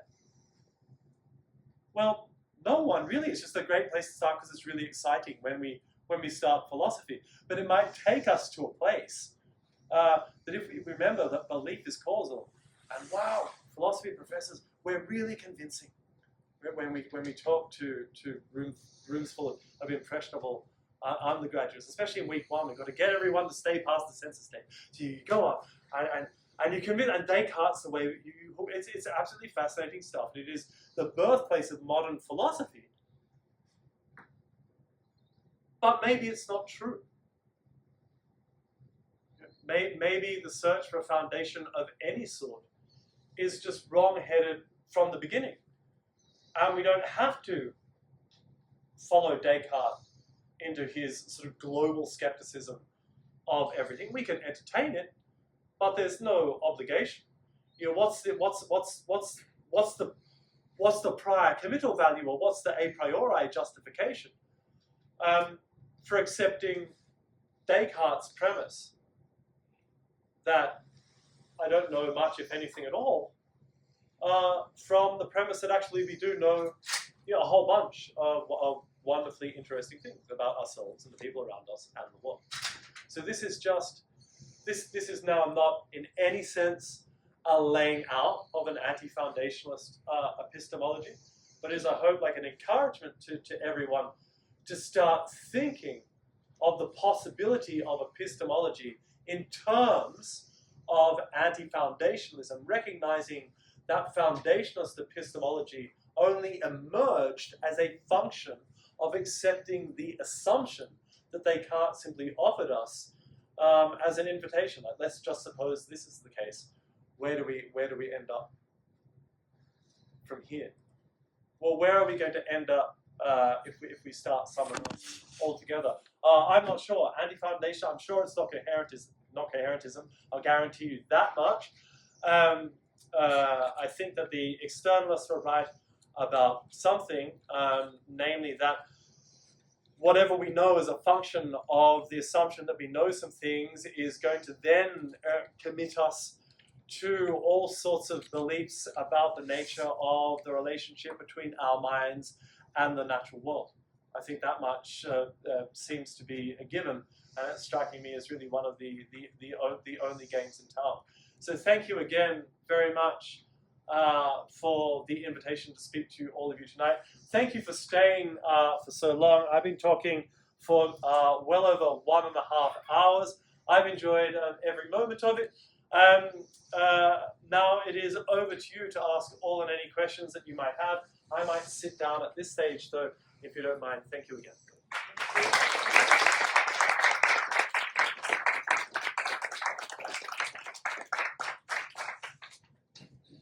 might open to any questions if you wanted to just take hands around. Yes. About the two propositions, the one that we know something, that we know anything, and the other that we don't know anything. Right? I agree. It seems like we should believe the first proposition, right? That's what you're saying. It seems like you stop that. Now that seems to imply that we have some reason to believe that we should believe the first proposition, right? So for instance, the first proposition seems more plausible than the second proposition. I certainly think it's more plausible. I think that's implicit in what you're saying, and that seems like it would itself be a kind of foundation, right? I.e., we're justified in believing what seems plausible, and the inverse with lack of justification. It's only going to be a foundation if you think that certainty is involved. And I didn't say anything about certainty being even a consequence or an implication of our knowing something. I just said simply that we might know some things. And that's the whole point of assumptions, is that they bring all sorts of things with them, but certainty is not one of them. You're sort of assuming them for the point of argument. As it so happens, I also believe it's true. Now, I'm not sure what my justification for that particular belief is going to be. But I also don't think I get to decide what my beliefs are. Now, are there causal antecedents to that belief? Sure there are. Do I have introspective access to those causal antecedents? No.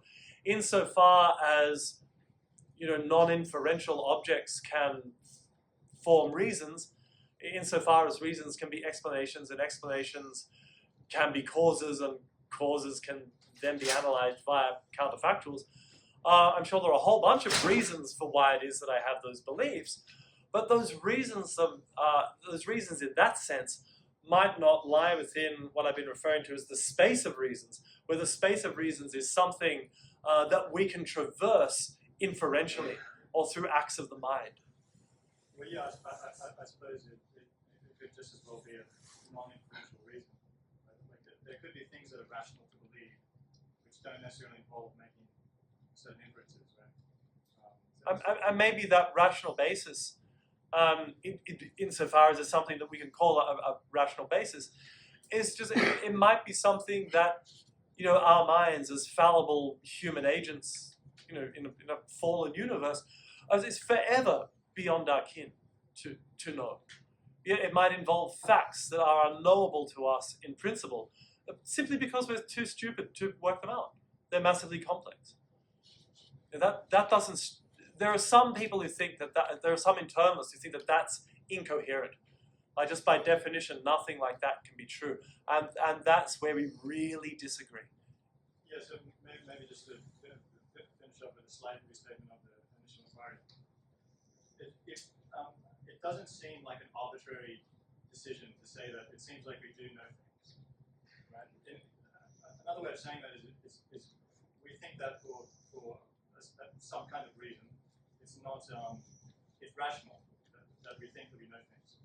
Whatever that principle of rationality is, that sounds to me like a kind of foundation, right? And you say, I think you might be saying it needs to be certain, but I don't know if I think whatever it needs to be, whatever is rational doesn't have to imply certainty. It just has to be rational.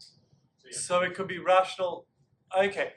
So is this something like the view that we could be being rational but not know that we're being rational? I suppose so, yeah. Yeah. I find that view quite compelling.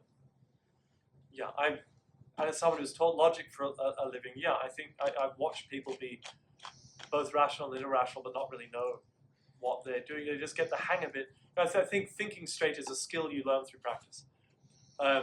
It's very hard to just look up a rule book for thinking and then follow those rules every time. It's unlikely to work out that clear. And if that was the case, then you would have sort of introspective access to your own rationality, because at least it seems like in principle you'd be able to know whether or not you're following the rules.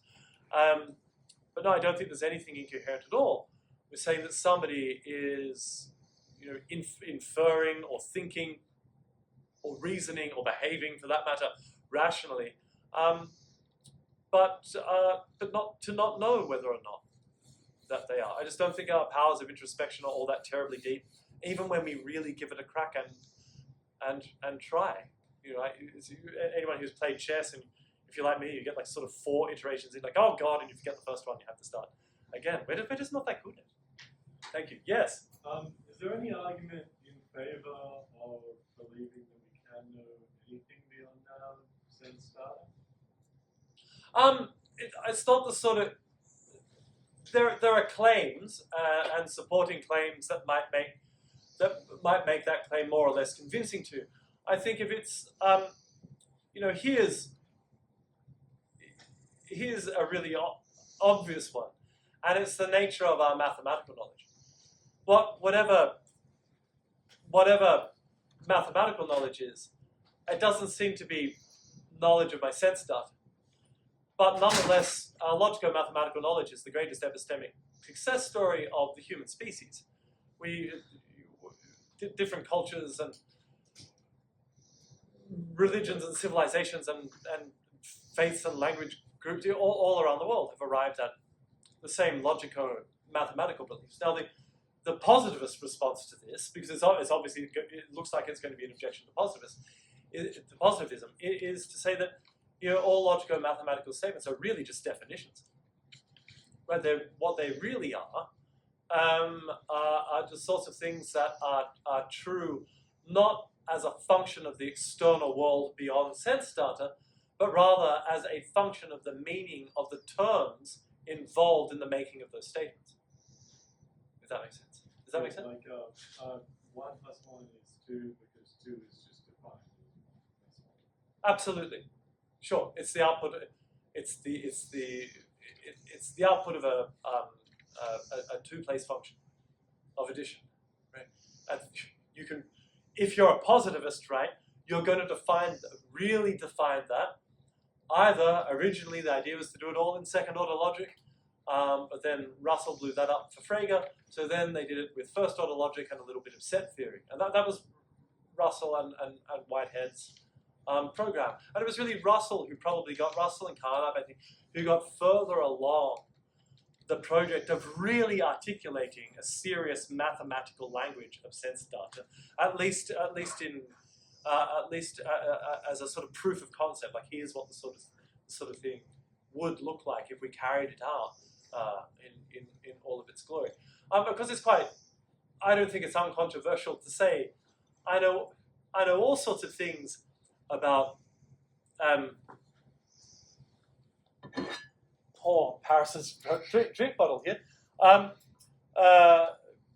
as a function of the best explanation of my sensory impressions being that there's a drink bottle out there causing me to have a sense impression. Of course, there are plenty of other epistemologists, like, say, Bas van Fraassen, who just has some deeper issues with the nature of inference to the best explanation itself. That's another lecture on the nature of inference to the best explanation. But for what it's worth, Van Fraassen thinks that the positivists were onto something. He calls his own position constructive empiricism. But you've absolutely got to take scientific statements literally, right? There's no other way to take them. You can't just take them as translations of other statements. That's just so weird, right? But nonetheless, we don't need to understand them as true. We just need to understand them as empirically adequate. And so you ask, well, what's empirically adequate if it's not true? And he says, oh, we just need to believe them up to the extent that they preserve our experiences. And so I suppose, like, if you could be wrong about something, then you wouldn't know it, right? And then it seems, if we just ask, what could you be wrong about? It seems like everything beyond now. Well, I think, we could be wrong about a whole bunch of things, but that doesn't mean that we need to know whether or not we are right or wrong in order to be right or wrong. There's a fact of the matter about whether or not we're right or wrong. This is the new starting point, and that you start there. There's a fact about matter about whether we're right or wrong, and the things about which we know are the things that we're right about. Let me come back to the thing because there are a couple of hands over here who've been waiting quite patiently. I think you at the back will first. You. Yeah, I think you said at a point that you think that people foundational should stop looking for a foundation because it just seems to have been fruitless. Like we Yeah. haven't found one.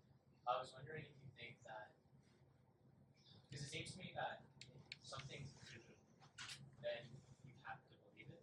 It's like a necessary sort of belief.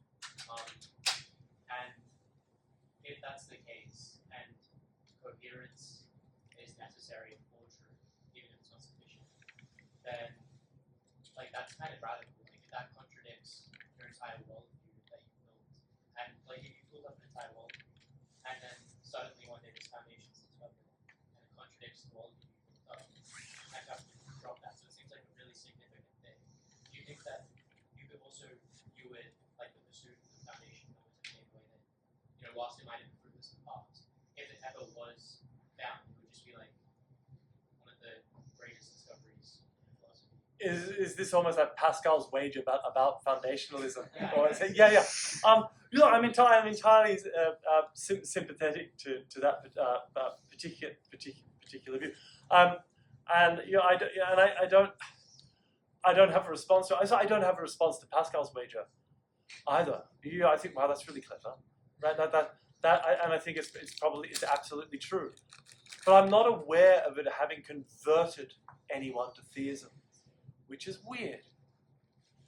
You know, even though I think that's Pascal was right. It's absolutely the right belief to have. It seems like you have to make a normative judgment that like you should not pursue the search for a foundation on account of being fruitless, or you should pursue the foundation on account of like it possibly being like incredibly important, like if true. And I was just wondering how you decide between those two prescriptions. Yeah, I'm not sure how we decide between different norms, but I suspect it has an awful lot to do with our desires and our emotions and our matters of taste. And that might sound a bit disappointing, but I really don't think it is. I think matters of taste unite and divide us probably more strongly than do matters of any other topic. We might disagree on a whole bunch of matters of fact, but if we just dig the same stuff, man, like we'll hang out. It's really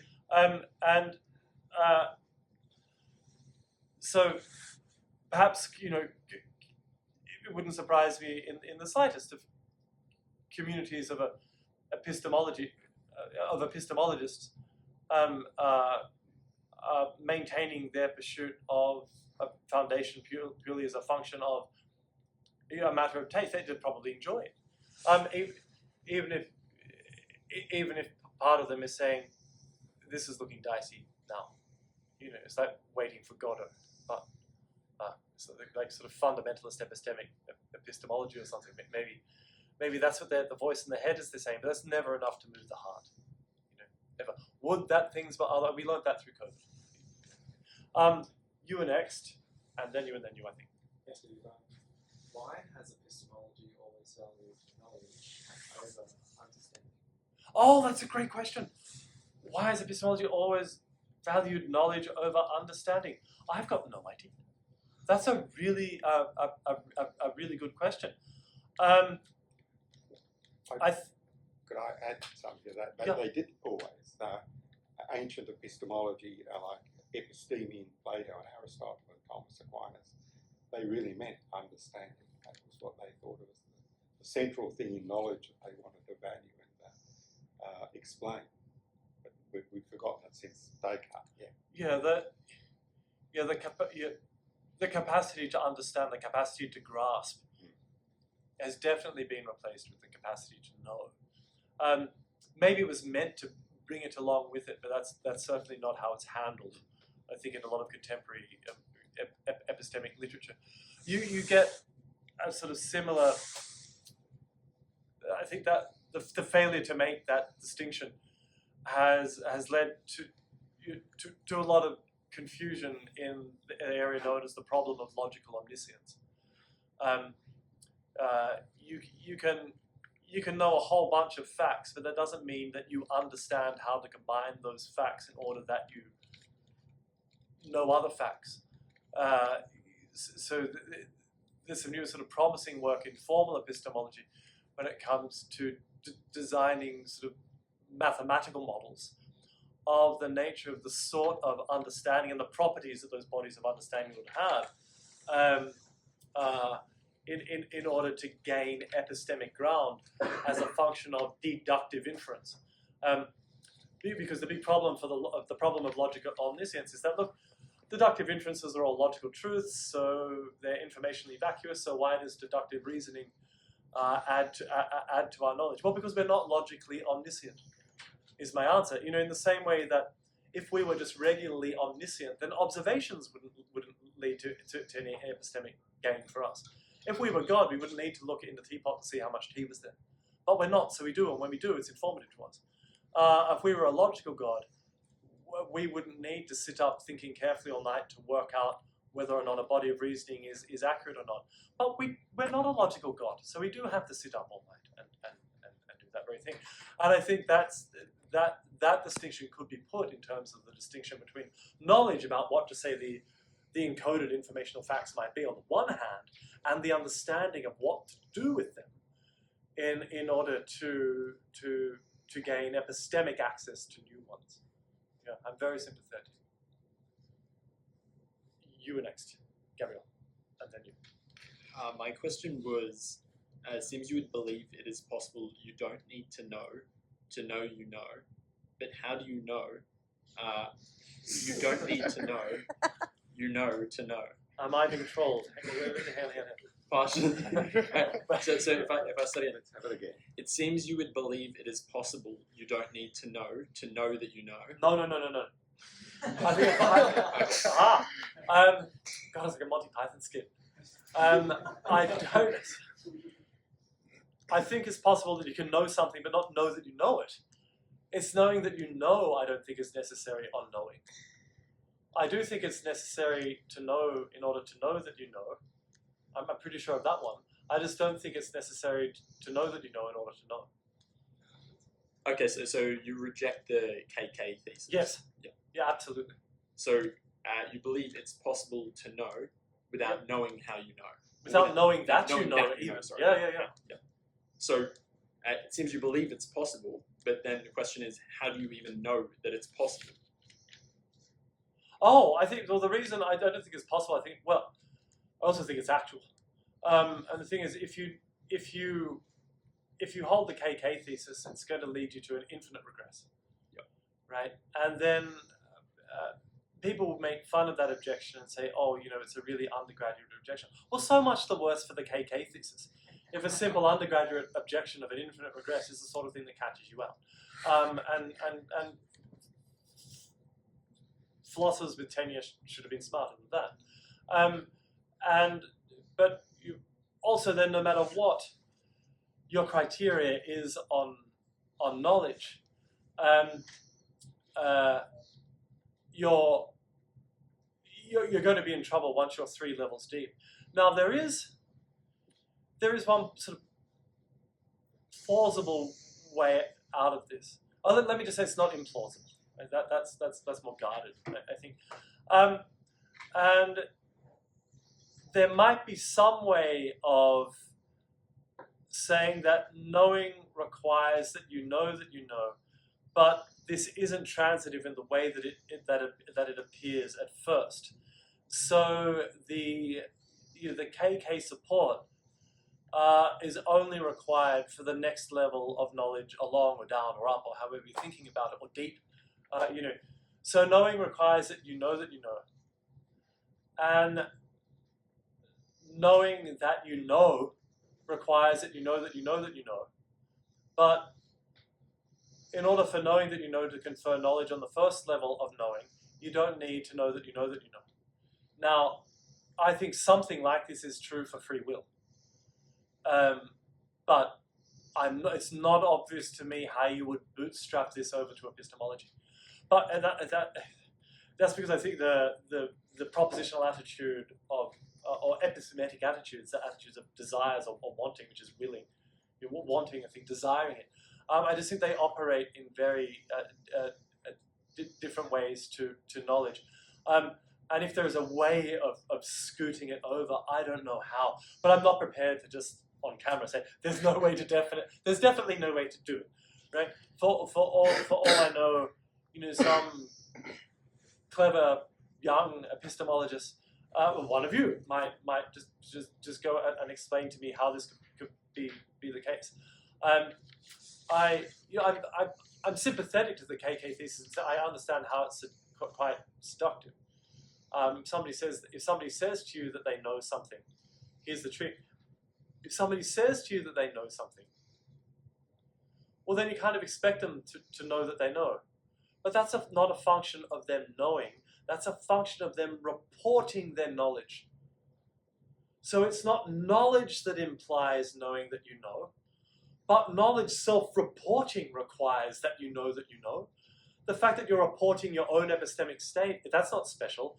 If you're reporting anything, you need to know about the thing that you're reporting. The fact in this case that the thing you're reporting is one of your own epistemic states, that's not special to the KK thesis holding in this sort of restricted context. This is why I think Dan Greco is wrong about the KK thesis. He talks about all these cases where the agent's got to know that they know, but he's not talking about cases where the agent merely knows something. He's talking about cases where the agent is reporting their knowledge to a third party. But that does necessarily require that you know that you know.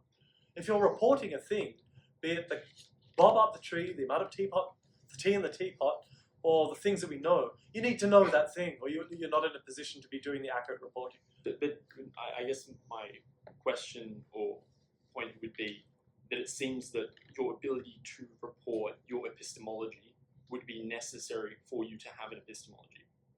So maybe not all knowledge, but epistemology itself. No, I think animals know all sorts of things, and we can. I think we can betray. I think we can express our knowledge even if we're not capable of reporting it. Reporting is a fairly sophisticated, linguistic exercise. But I don't think, and I think those conditions are necessary for the reports, but not for the thing, not for the embodiment of the things that are being reported. I think my cousin's new kitten knows who I am. Gets all excited every other bit. Doesn't get that excited for my cousin's other friends. To not be costly to others, but it seems like you could say if you have a let's say a propositional attitude about epistemic possibilities, it seems that you have to have if you have a propositional attitude about epistemic possibilities. So you believe that something is epistemically possible? Yes, then it seems that you have to have an ability to report that, but that's not because all knowledge requires that you know it, but it's just because reporting on epistemic knowledge and having epistemic possibilities considered requires that you're able to articulate and report them. Otherwise, it's not even clear what you would mean by an epistemic possibility. I see what you're getting at here. I can see why it's tempting, but I don't think it's true. I think that I can have attitudes to all sorts of parts of the world, and including possible parts, and I might betray those attitudes I have towards possible parts of the world by my behavior. I might go somewhere, looking for something, and as a relatively sophisticated member of the human race, then if I'm asked to explain my actions, I can then go and do so. But I think my dog might come looking for me quite deliberately, but my dog doesn't possess the capacity of reporting. And by looking for me, my dog's betraying its attitudes towards certain epistemic possibilities. It's checking in my bedroom, right? Because it's still an open epistemic possibility for my dog that I'm in my bedroom. My dog can't rule that out a priori. but my dog doesn't possess the capacity to report that. Yeah, and I don't think so I just don't think it's right, and I think that we're probably at various stages of growth and age, and even right now, where we're capable of engaging in all sorts of relatively sophisticated epistemic actions for which we just don't possess the vocabulary to report in any kind of accuracy. I guess the question to make it, I think, as simple as possible would be could an animal have a philosophy of epistemology? No. Okay.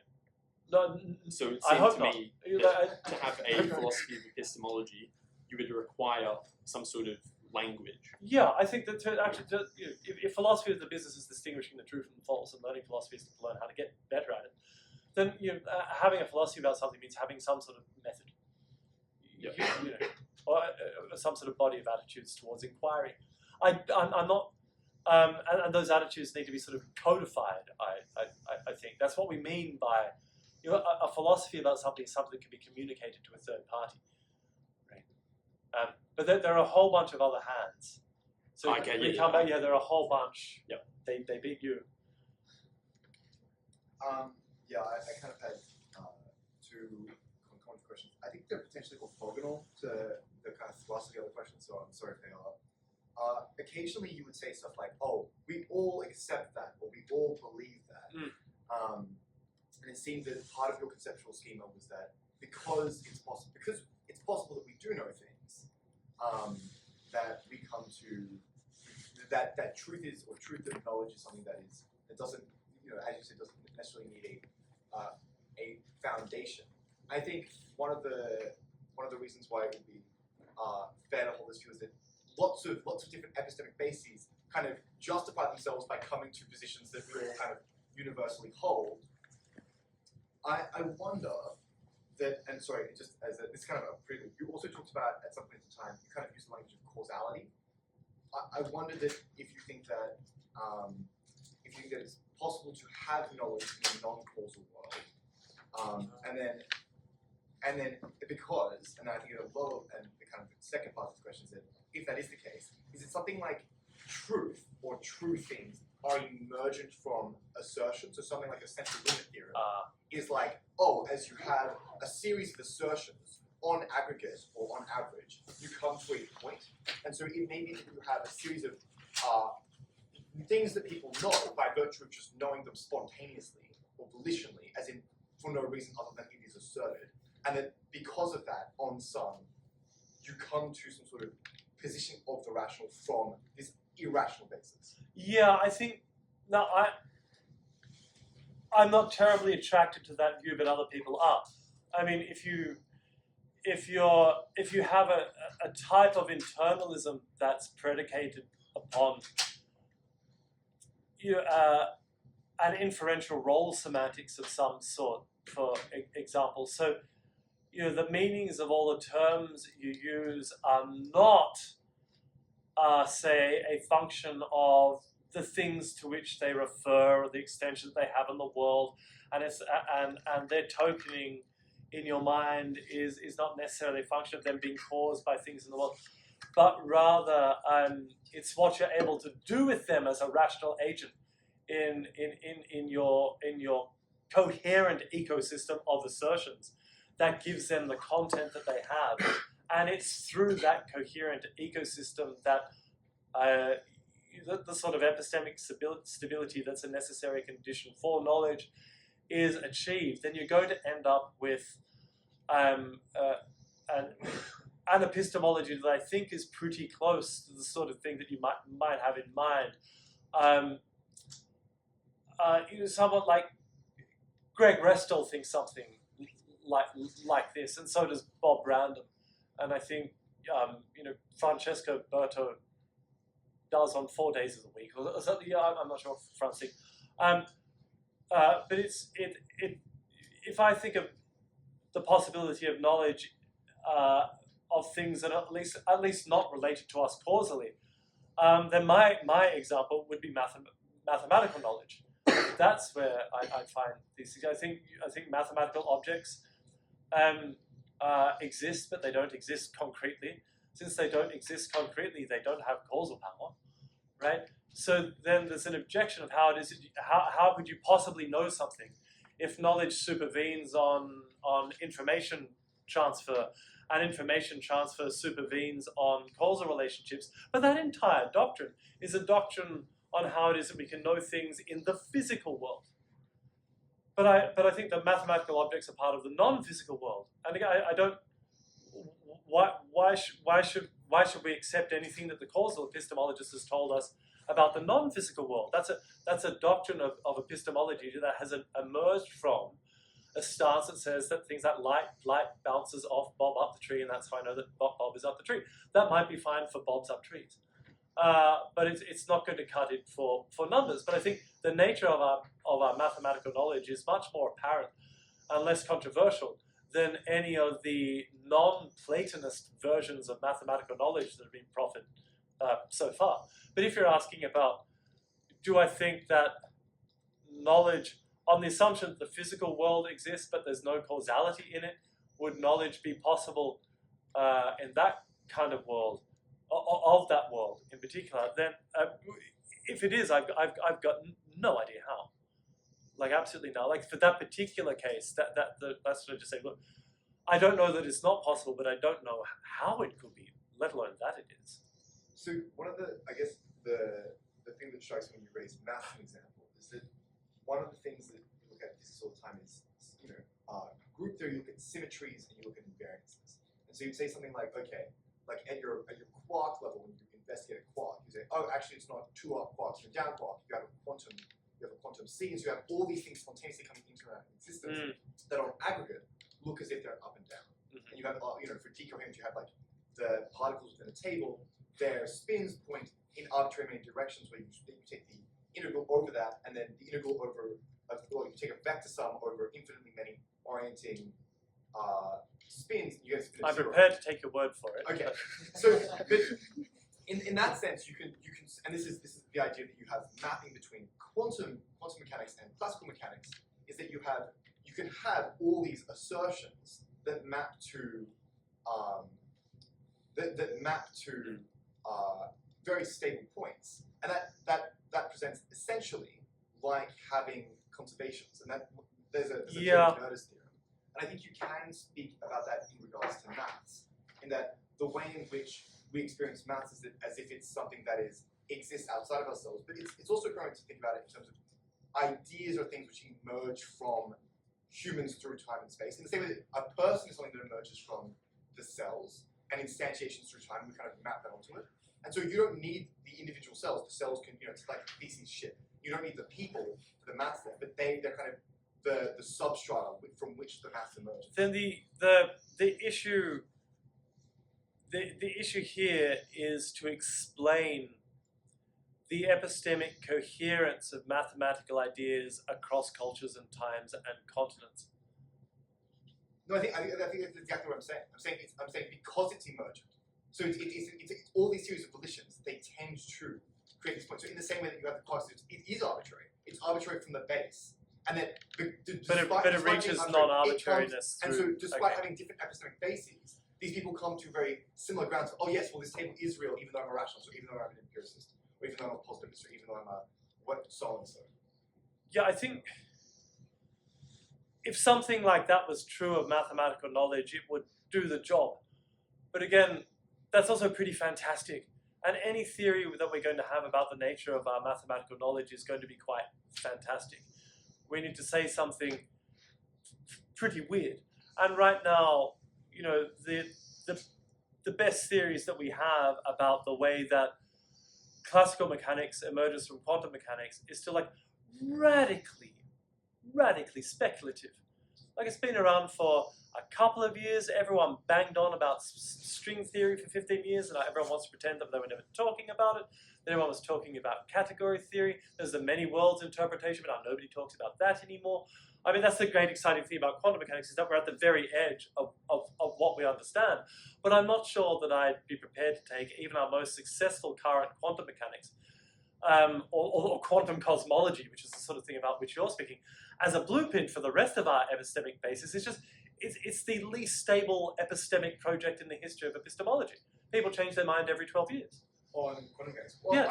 I think my position on quantum mechanics is actually that it's one of the most. I think quantum mechanics, on the other hand, is actually one of the most stable scientific models we've had in the entire history. When it comes of to science. predictive success, absolutely. And Yeah. I think that when you say, oh, when we map to quantum mechanics to classical mechanics, we have issues, that's entirely false. The actual issue tends to be is when we map from general relativity to quantum mechanics, we don't have time translation there, which I would concede is an error in the model.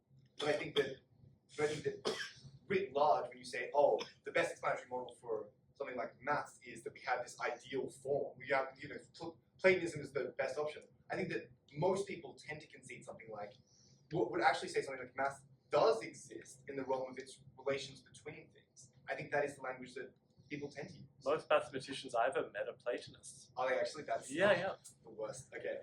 Anyway, there's a hand behind you.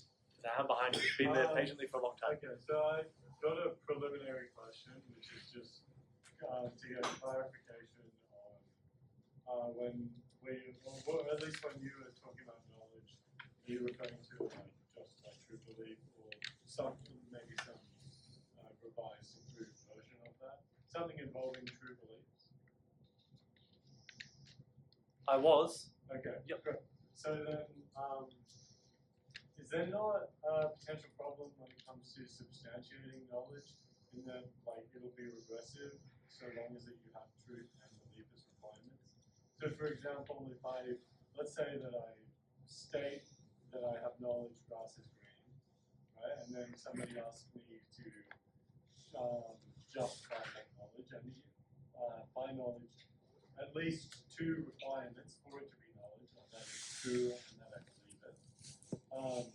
We can take belief as sense data, and then when it comes to substantiating that it's true, it seems that you would, you can't just say you believe it's true, right? Because we've already covered belief. And then it seems that you would have to know that it's true. And That is precisely the regress problem. That is the regress problem for epistemology. I think you're absolutely right. And it just seems like the most, well, at least the thing that I would prefer to do is just say we can't acknowledge. But if it is true that you can't have knowledge, then it's also got to be true that you can't know that. Yeah, and that's a coherent position. So I guess are you aware of any way of addressing that? Oh, sure. I mean that's the sort of thing that has worried a lot of people that I've just known personally. It's sort of worse than Descartes because they think that, when Descartes says, I think I exist, he's just fudging and there is a therefore in there. It's a consequence. I'm thinking, therefore I exist. That's an inference. But if it is true, if we accept the premise that we can be deceived about the nature of basic arithmetical functions and the consequence relation, then we can't treat the cogito as a foundation. So we don't know anything, or it's at least entirely possible that we don't know anything, darkly possible. And what's more, if that was possible, then we would never be able to know it.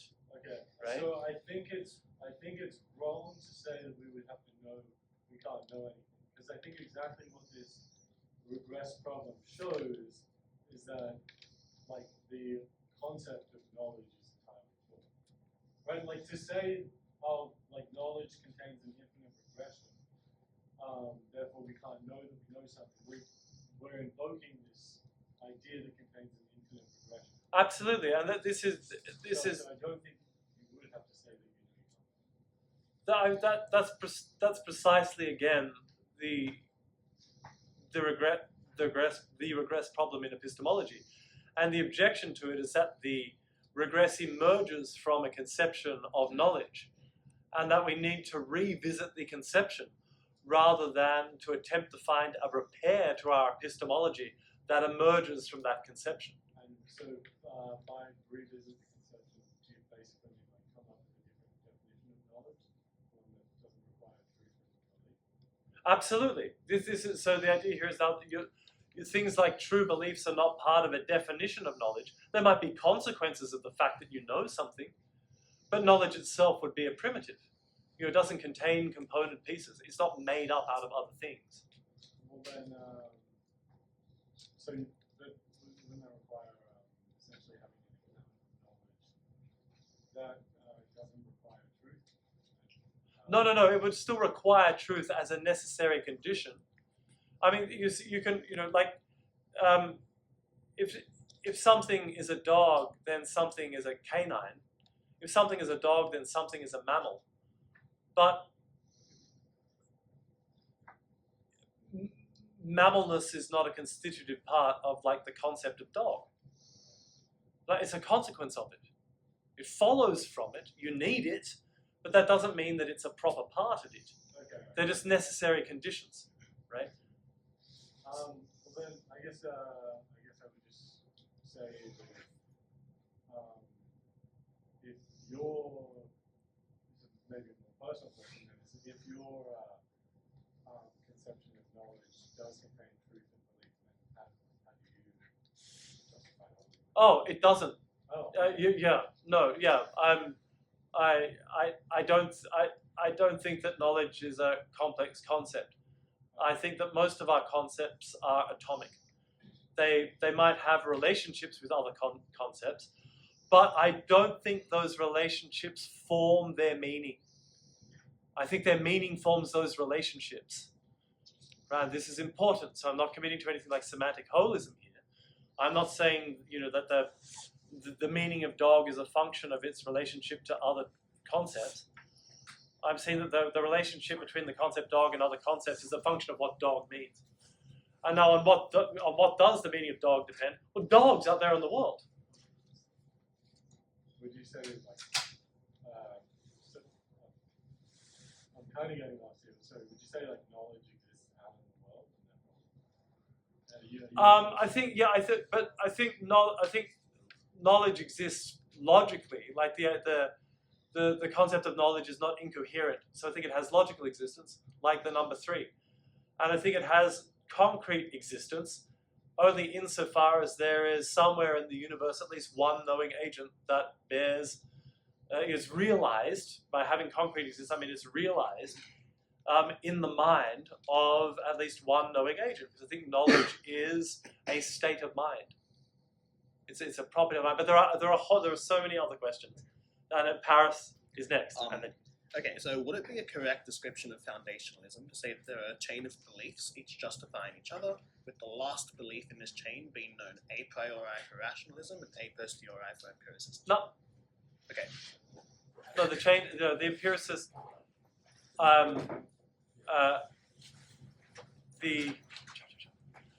the empiricists aren't talking necessarily about chains of beliefs. They're talking about translations between different languages. Okay. Talking about translations between different languages. I think if the temptation is to find one very short, handy definition of some area in philosophy, then I know we've discussed this sort of thing before. They're just not there. You need to go and deal with all of the empiricists on their own terms, like Hume and Berkeley and Locke. And read them, and then also read the positivists. I picked on one particular version of empiricism that was the logical positivist because it was the 20th century. The international system of the industrialization had happened. The system of international post had improved. It was much easier. You didn't have to give your scroll to a little man runner who would then run across to the next country and hand it. That's what used to happen. I have the scroll with the seal, and you'd pass it to the next person. And that's why we have the baton racing thing in Little Athletics.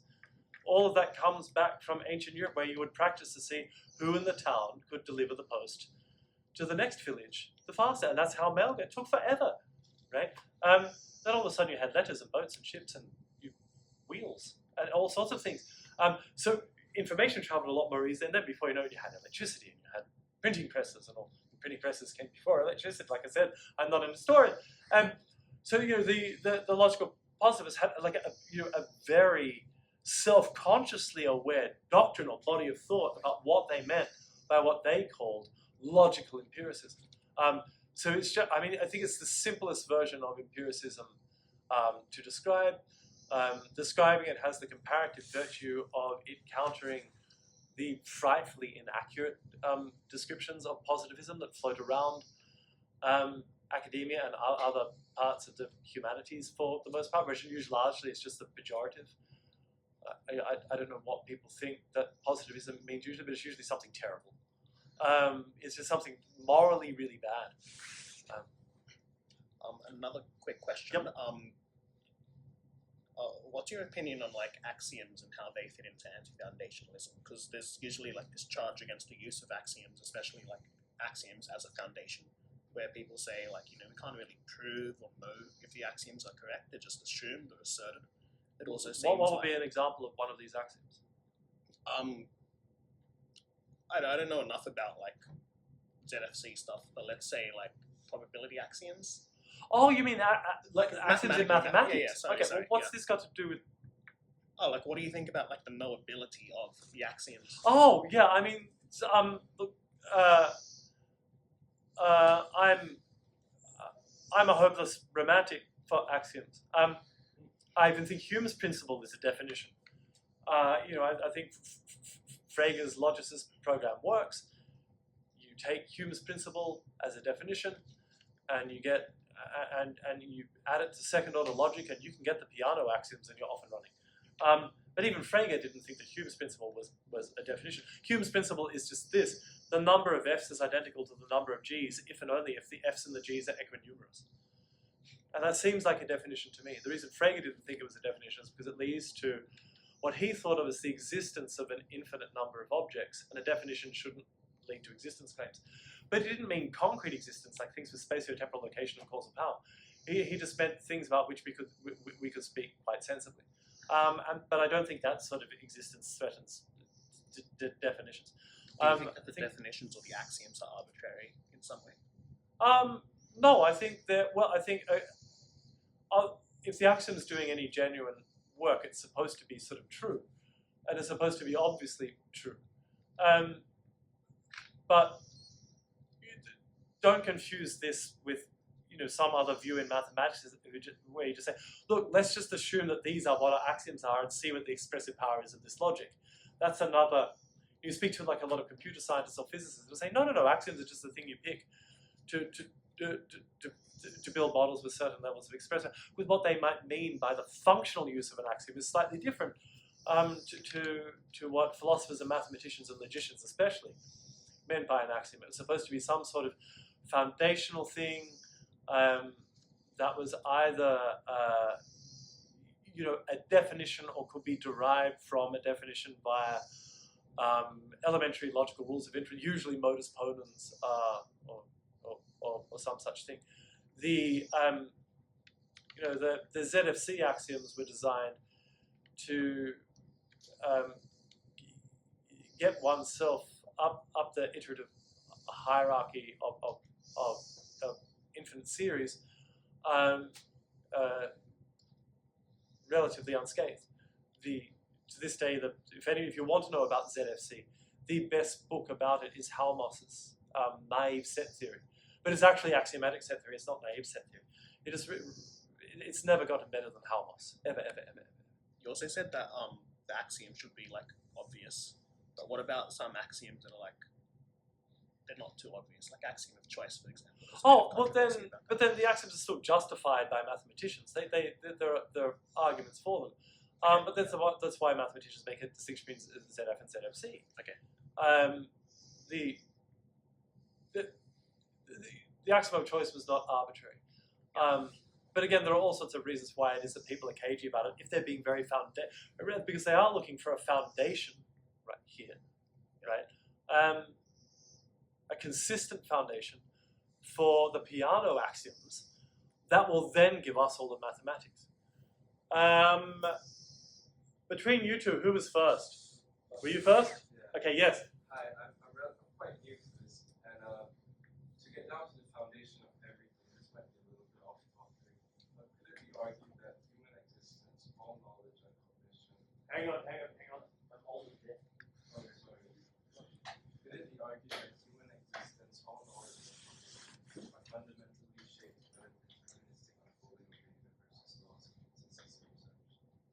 Yeah. Okay, so let me just repeat the question when I get up to the microphone.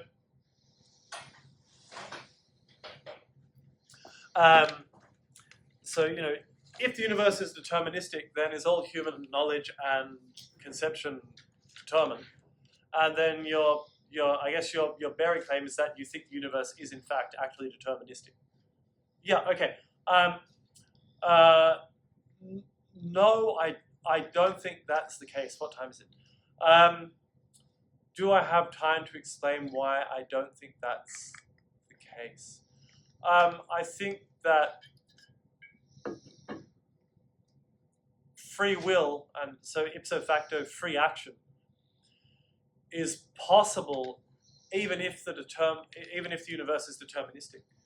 And if free action is possible, then that freedom of a sort, right? Unsurprisingly, it's an anti-foundationalist view on free will, right? Because willing is just another propositional attitude. It's just the attitude of desire rather than the attitude of knowledge or the attitude of belief, right? If it's our will that then causes us to act one way as opposed to another, but we do have a certain amount of guarded agency over the will, then we can will to act one way as opposed to another, and the way that we act will in turn make a difference to the streams of information to which we are exposed, right? And also the methods of reasoning that we practice, and it's those methods of reasoning and the streams of information that in turn decide, for want of a better word, some of our conceptions, but also our epistemologies. Now,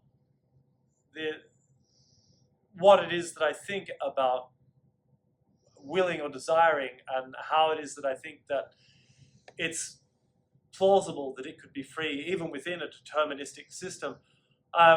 This sounds like a dodge, but it's really not. We just don't have enough time tonight for me to explain this. It will be another hour, and it's already 20 to 9, right? At least another hour. But I'm happy. I'd be happy to talk about this with you at some other time if you stick me an email and we'll sort it out. That's a big segue at this point in the evening. I think again, it's just as long as the talk I just gave. No, I don't think that's the case. But I do have a justification for my belief that I can present to third parties, but I don't have the time to give it here.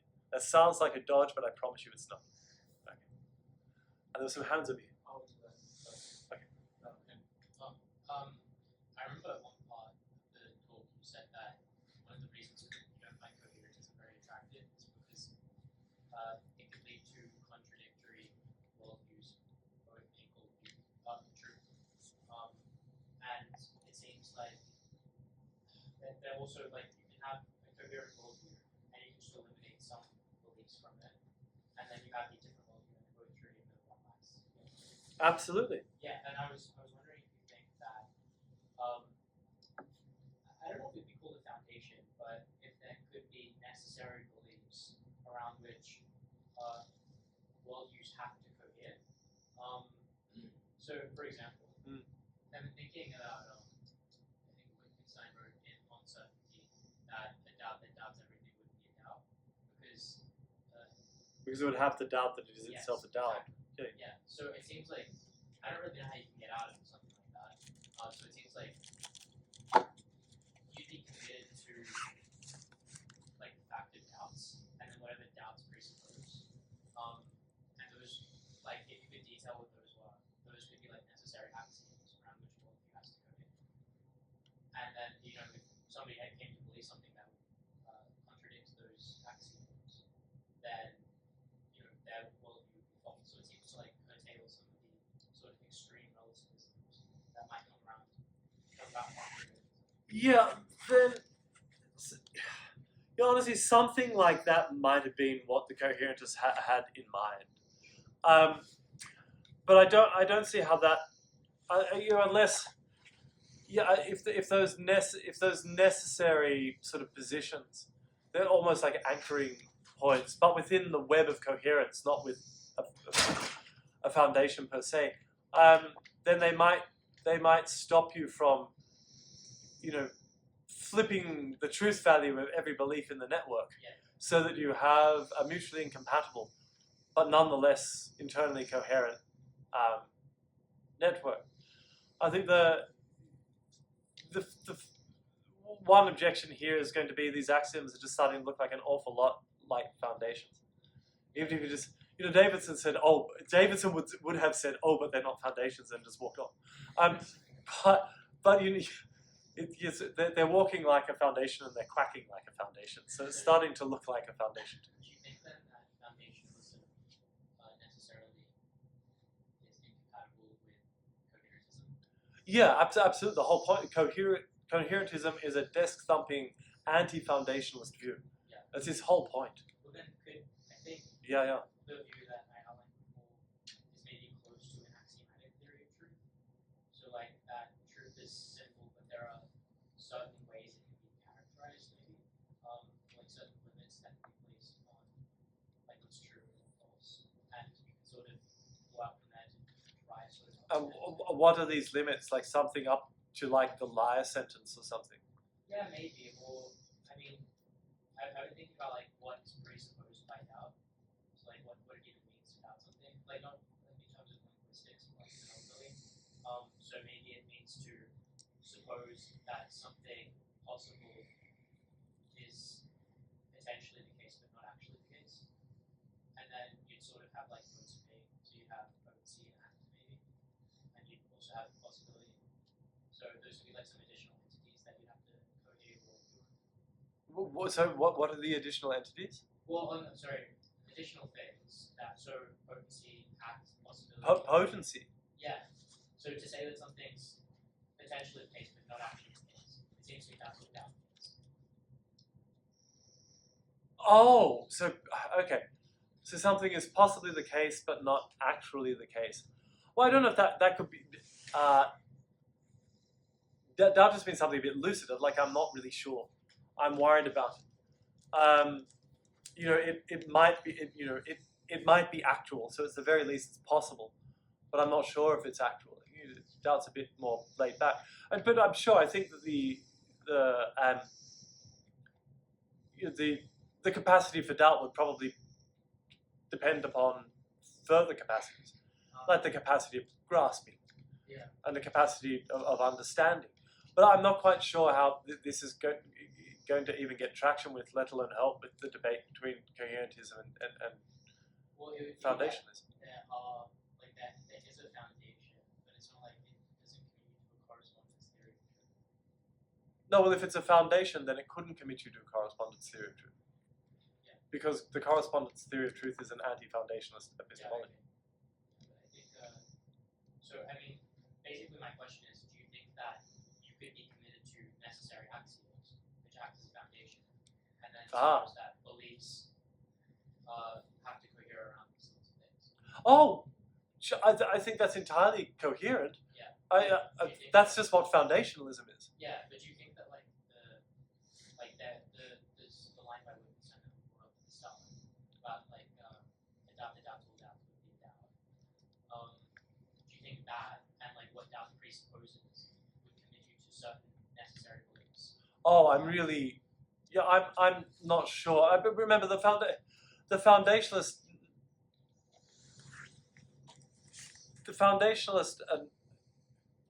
They were basically up until Kripke. Everyone was very confused about the relationship between necessity and contingency on the one hand, and a prioricity and a posteriority on the other. And a posteriority and a prioricity are epistemic categories, and necessity and contingency are metaphysical ones. And although the foundationalists think that their foundations are, well, the internalists think that the foundationalists think that their foundation is knowable a priori. That much is true, right? You can work out artists there just by thinking about it. Do they also think that their foundations are necessarily true? Probably, but I've got to say, like I find contemporary rationalism absolutely incomprehensible. It just reads to me like Hegel. I've got no idea what they mean. It's like sentences with 130 words in them, and so I just don't know what they're on. Maybe my using necessity was something more like that. So just That's the same thing. Okay, that's necessity. That will do. I thought you said that necessity was strictly metaphysical. Yeah, but but absolute just means things can't be otherwise. Okay, Yeah. but they can apply to epistemology and metaphysics, or No, I think absolute is a metaphysical category. Absolutely. So do you think that the preconditions? I'll use a priori. Do you think that what's presupposed by doubting is a priori and therefore foundational? I'm really not sure. What does it mean to doubt? Like, Oh, what does it contain? Like, oh, to withhold assent from belief. So it seems like assent, belief, and whatever these things. They follow from doubting. Yeah. Yep. Well, you can't doubt without doing it. That's exactly right. Same thing. Yeah. Yeah. Then it seems like a priori as well. And then you're committed to some kind of foundation. You have to believe these sorts of things. Oh, no. I mean that's not right at all. So they can follow as necessary conditions, and there might be some sort of I think was it you who was asking about normativity before? Yeah. Okay, yeah. Then I see this is making a bit more sense. There might be some sort of normative commitment for us to believe them, right? But it doesn't mean that we've ever thought about it.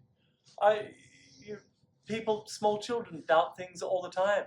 They don't even possess the concept of grasping per se. That's a sort of metacognitive skill. We when we reflect on what the nature is of doubting, then we develop and recognize, are able to grasp a whole bunch of new concepts about metacognitive properties. So we're thinking about our own thinking.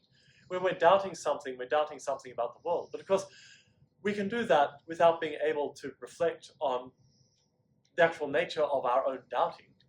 Now, of course, reflecting on the nature of our own doubting, that requires a whole bunch of these sort of further cognitive, epistemic properties. But the actual act of doubting itself, I don't think depends on any of these things. This is remarkably similar to a question that somebody else was asking me. So would you say that doubting is simple, or can it be characterized that's not? Like it's not. Well, I don't think doubting has components. I just think it depends on some other things. But don't confuse the act of doubting with the act of being able to reflect upon our doubting, or the ability to report our doubt to a third person. These are all very distinct actions of the mind. I can just doubt stuff just simply as a function of my relationship to the world, not as a function of my relationship to myself, which is what I think Wittgenstein was trying to get at. But I have got to say, I've never had any luck with Wittgenstein. It was only about 6 years ago. I thought I'll give the Tractatus another go. I got to the third page. I said, just forget it. I've just got. I cannot keep. There is no coherent model that I can build on my way through Wittgenstein that withstands the fourth page of any. I just don't know. But then some of his more elusive passages, every time I think just on their own. Oh, I know what he means here. But then it starts to be a little bit incoherent. But whatever you think whatever you think he means, it's probably not going to stand up on the next page, which leads to all these weird theories like, oh, for the first 200 pages he was joking, and then you can tell because that maybe, but I'm just not sure. I think the same thing is true with a couple of other philosophers as well. I just think that whatever was happening when they were writing was so complex that it's going to defy any coherent model. And if the understanding depends on just writing off hundreds of pages of some sort of elaborate joke on academic philosophy, then maybe that's true. But I'm not going to stick around. I'm not going to try and work it out myself. It's just I have no confidence in any sort of interesting claim that I could make about what Wittgenstein might or might not have meant. Yeah, I've really just never been able to get anywhere. I didn't mean to do an exegesis of Wittgenstein. There's just one part of his work that I've been thinking about. Yeah, well, fair. And maybe that's the best way to use Wittgenstein, right? It's just like grab one bit. It's not obvious that he was systematic. You know, someone like Lewis was systematic. You know, he had everything he thought about art and music and truth and fiction and novels and mathematics, and it was one great big coherent body. Or it was supposed to be anyway. And also don't underestimate the extent to which, well, even now, like a lot of philosophy books, especially if they're published by Springer or someone, they're really just lecture notes. And they're really just the sort of things that the author uses to remember what to say to a room full of people when they're teaching. So if you're not that person, good luck reconstructing that narrative. And I think a lot of philosophers used to write that way as well, just simply because philosophers often practice vocally. Printing was really expensive. There weren't that many copies of things that were intended to be, you know, very careful narrative. Not everyone was Hobbes. So I think that's as much as I know how to say so. But if you're interested in the sort of strongly normative angle in epistemology, there are, you know, the contemporary rationalists, you know, like Brandon and Greg Restall and so on, who say that, you know, philosophy is grounded in normativity. So the epistemic foundation that we've been looking for, it's been there internally all the time, but we locate it in the normative. And the epistemology's problem is that it's been looking for this internalist foundation for epistemology purely within the space of the descriptive. But we need to move we need to move to the space of the normative and to the normative reasons. And norms are reasons. We give norms as reasons all the time. And that's the sort of thing that is going to provide our epistemology with the foundation that epistemology has been looking for since Plato. But that's as much as I understand, because then they start talking about Hegel, and I don't know what's happening. Yeah, I don't know. But there are other hands over here in this table. I think you may have just answered my question, but I'll ask it anyways. Would you say that finding the foundation of knowledge is actually a language problem? This is coming from when you said that we know stuff, which I entirely agree with. I feel like I feel like we already kind of have an inherent understanding of the foundation of knowledge which we use to operate on. But I feel like the challenge of actually finding the foundation of knowledge is distilling that inherent understanding down to like a communicable concept that allows us to say it's a foundation of knowledge. I think yes, something like that is true. If we under it's that sort of slogan, if you can't explain something to somebody else, you don't really understand it. And you know, but there's a body of epistemology to which I'm very sympathetic. It says, look, you can know something without not only not understanding how did you know it, but not even understanding that you do know it. You know, I think small children and animals know things. They're not even aware of the fact that they know those things at all, because their minds are directed to the world. They're not directed to their relationships between their minds and the world. you know, you lot are not normal. You are the group of people who decided to come to this room tonight, right? You can't use yourselves as a representative sample of the population as a whole. And I can tell you, as someone who's taught epistemology professionally all around the world for decades, getting people to reflect upon and recognize and get just sort of coherent conceptual traction with the relationships between the actions of their minds on the one hand and the objects of those actions on the other, it's really hard work. You start raising your voice and breaking out in a sweat and those sorts of things. Start running around and flapping my arm. It's really, it's the cliche, like first year students are really easy to teach and really advanced undergraduates or PhD students are really easy to teach. But that's not most students, right? Like most students are in the middle.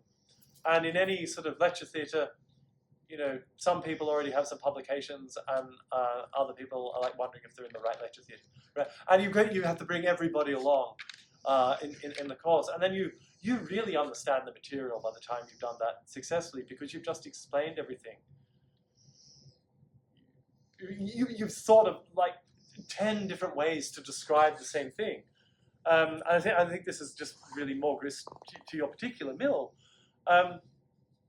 That we build comprehension by learning comprehension of things, not the existence of them, by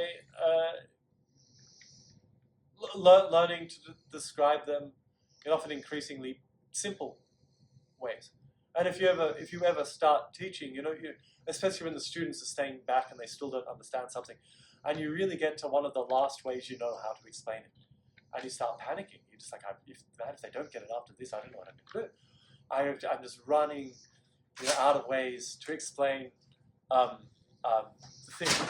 But then you can't do what most computer science tutors do and just turn around and say, look, you're too stupid for computer science, and storm off. I mean, that's the cliche of a computer science tutor, you know. Like some really arrogant undergraduate who's been programming since they were 9. And they just think because they've been doing it for longer and that means they're smarter than everybody else in the room. No, it just meant that your parents could afford a fancy computer. Just be quiet. Whereas most people the good thing is most people in academia are pretty new to philosophy. Usually, occasionally, unless someone's parents are academics, how else would you find out about it? Well, some people know some Heidegger or Sartre or something like that, but it's not usual. It's pretty weird when some kid comes up to me and goes, oh yeah, I've been reading Carnap since year 10, like I just dropped dead. It's just not how it works. So everyone kind of starts at the same, at a very similar level with philosophy. You just come together, I've got no idea what's happening. And that's a blessing and a curse. It's a blessing because people tend not to be mean to each other. It's a curse because it's much harder. The great thing about computer science is you can turn around and say, you know how to do this? Help me. Like, just help me do the thing. Like, I'll give you money to show me how to do the thing. And that's really handy with our undergraduates in computer science. There are philosophy undergraduates, for the most part, like that, right? There's sort of are in Europe, something where they teach a lot of epistemology in high school, sometimes, but not. For the most part, not.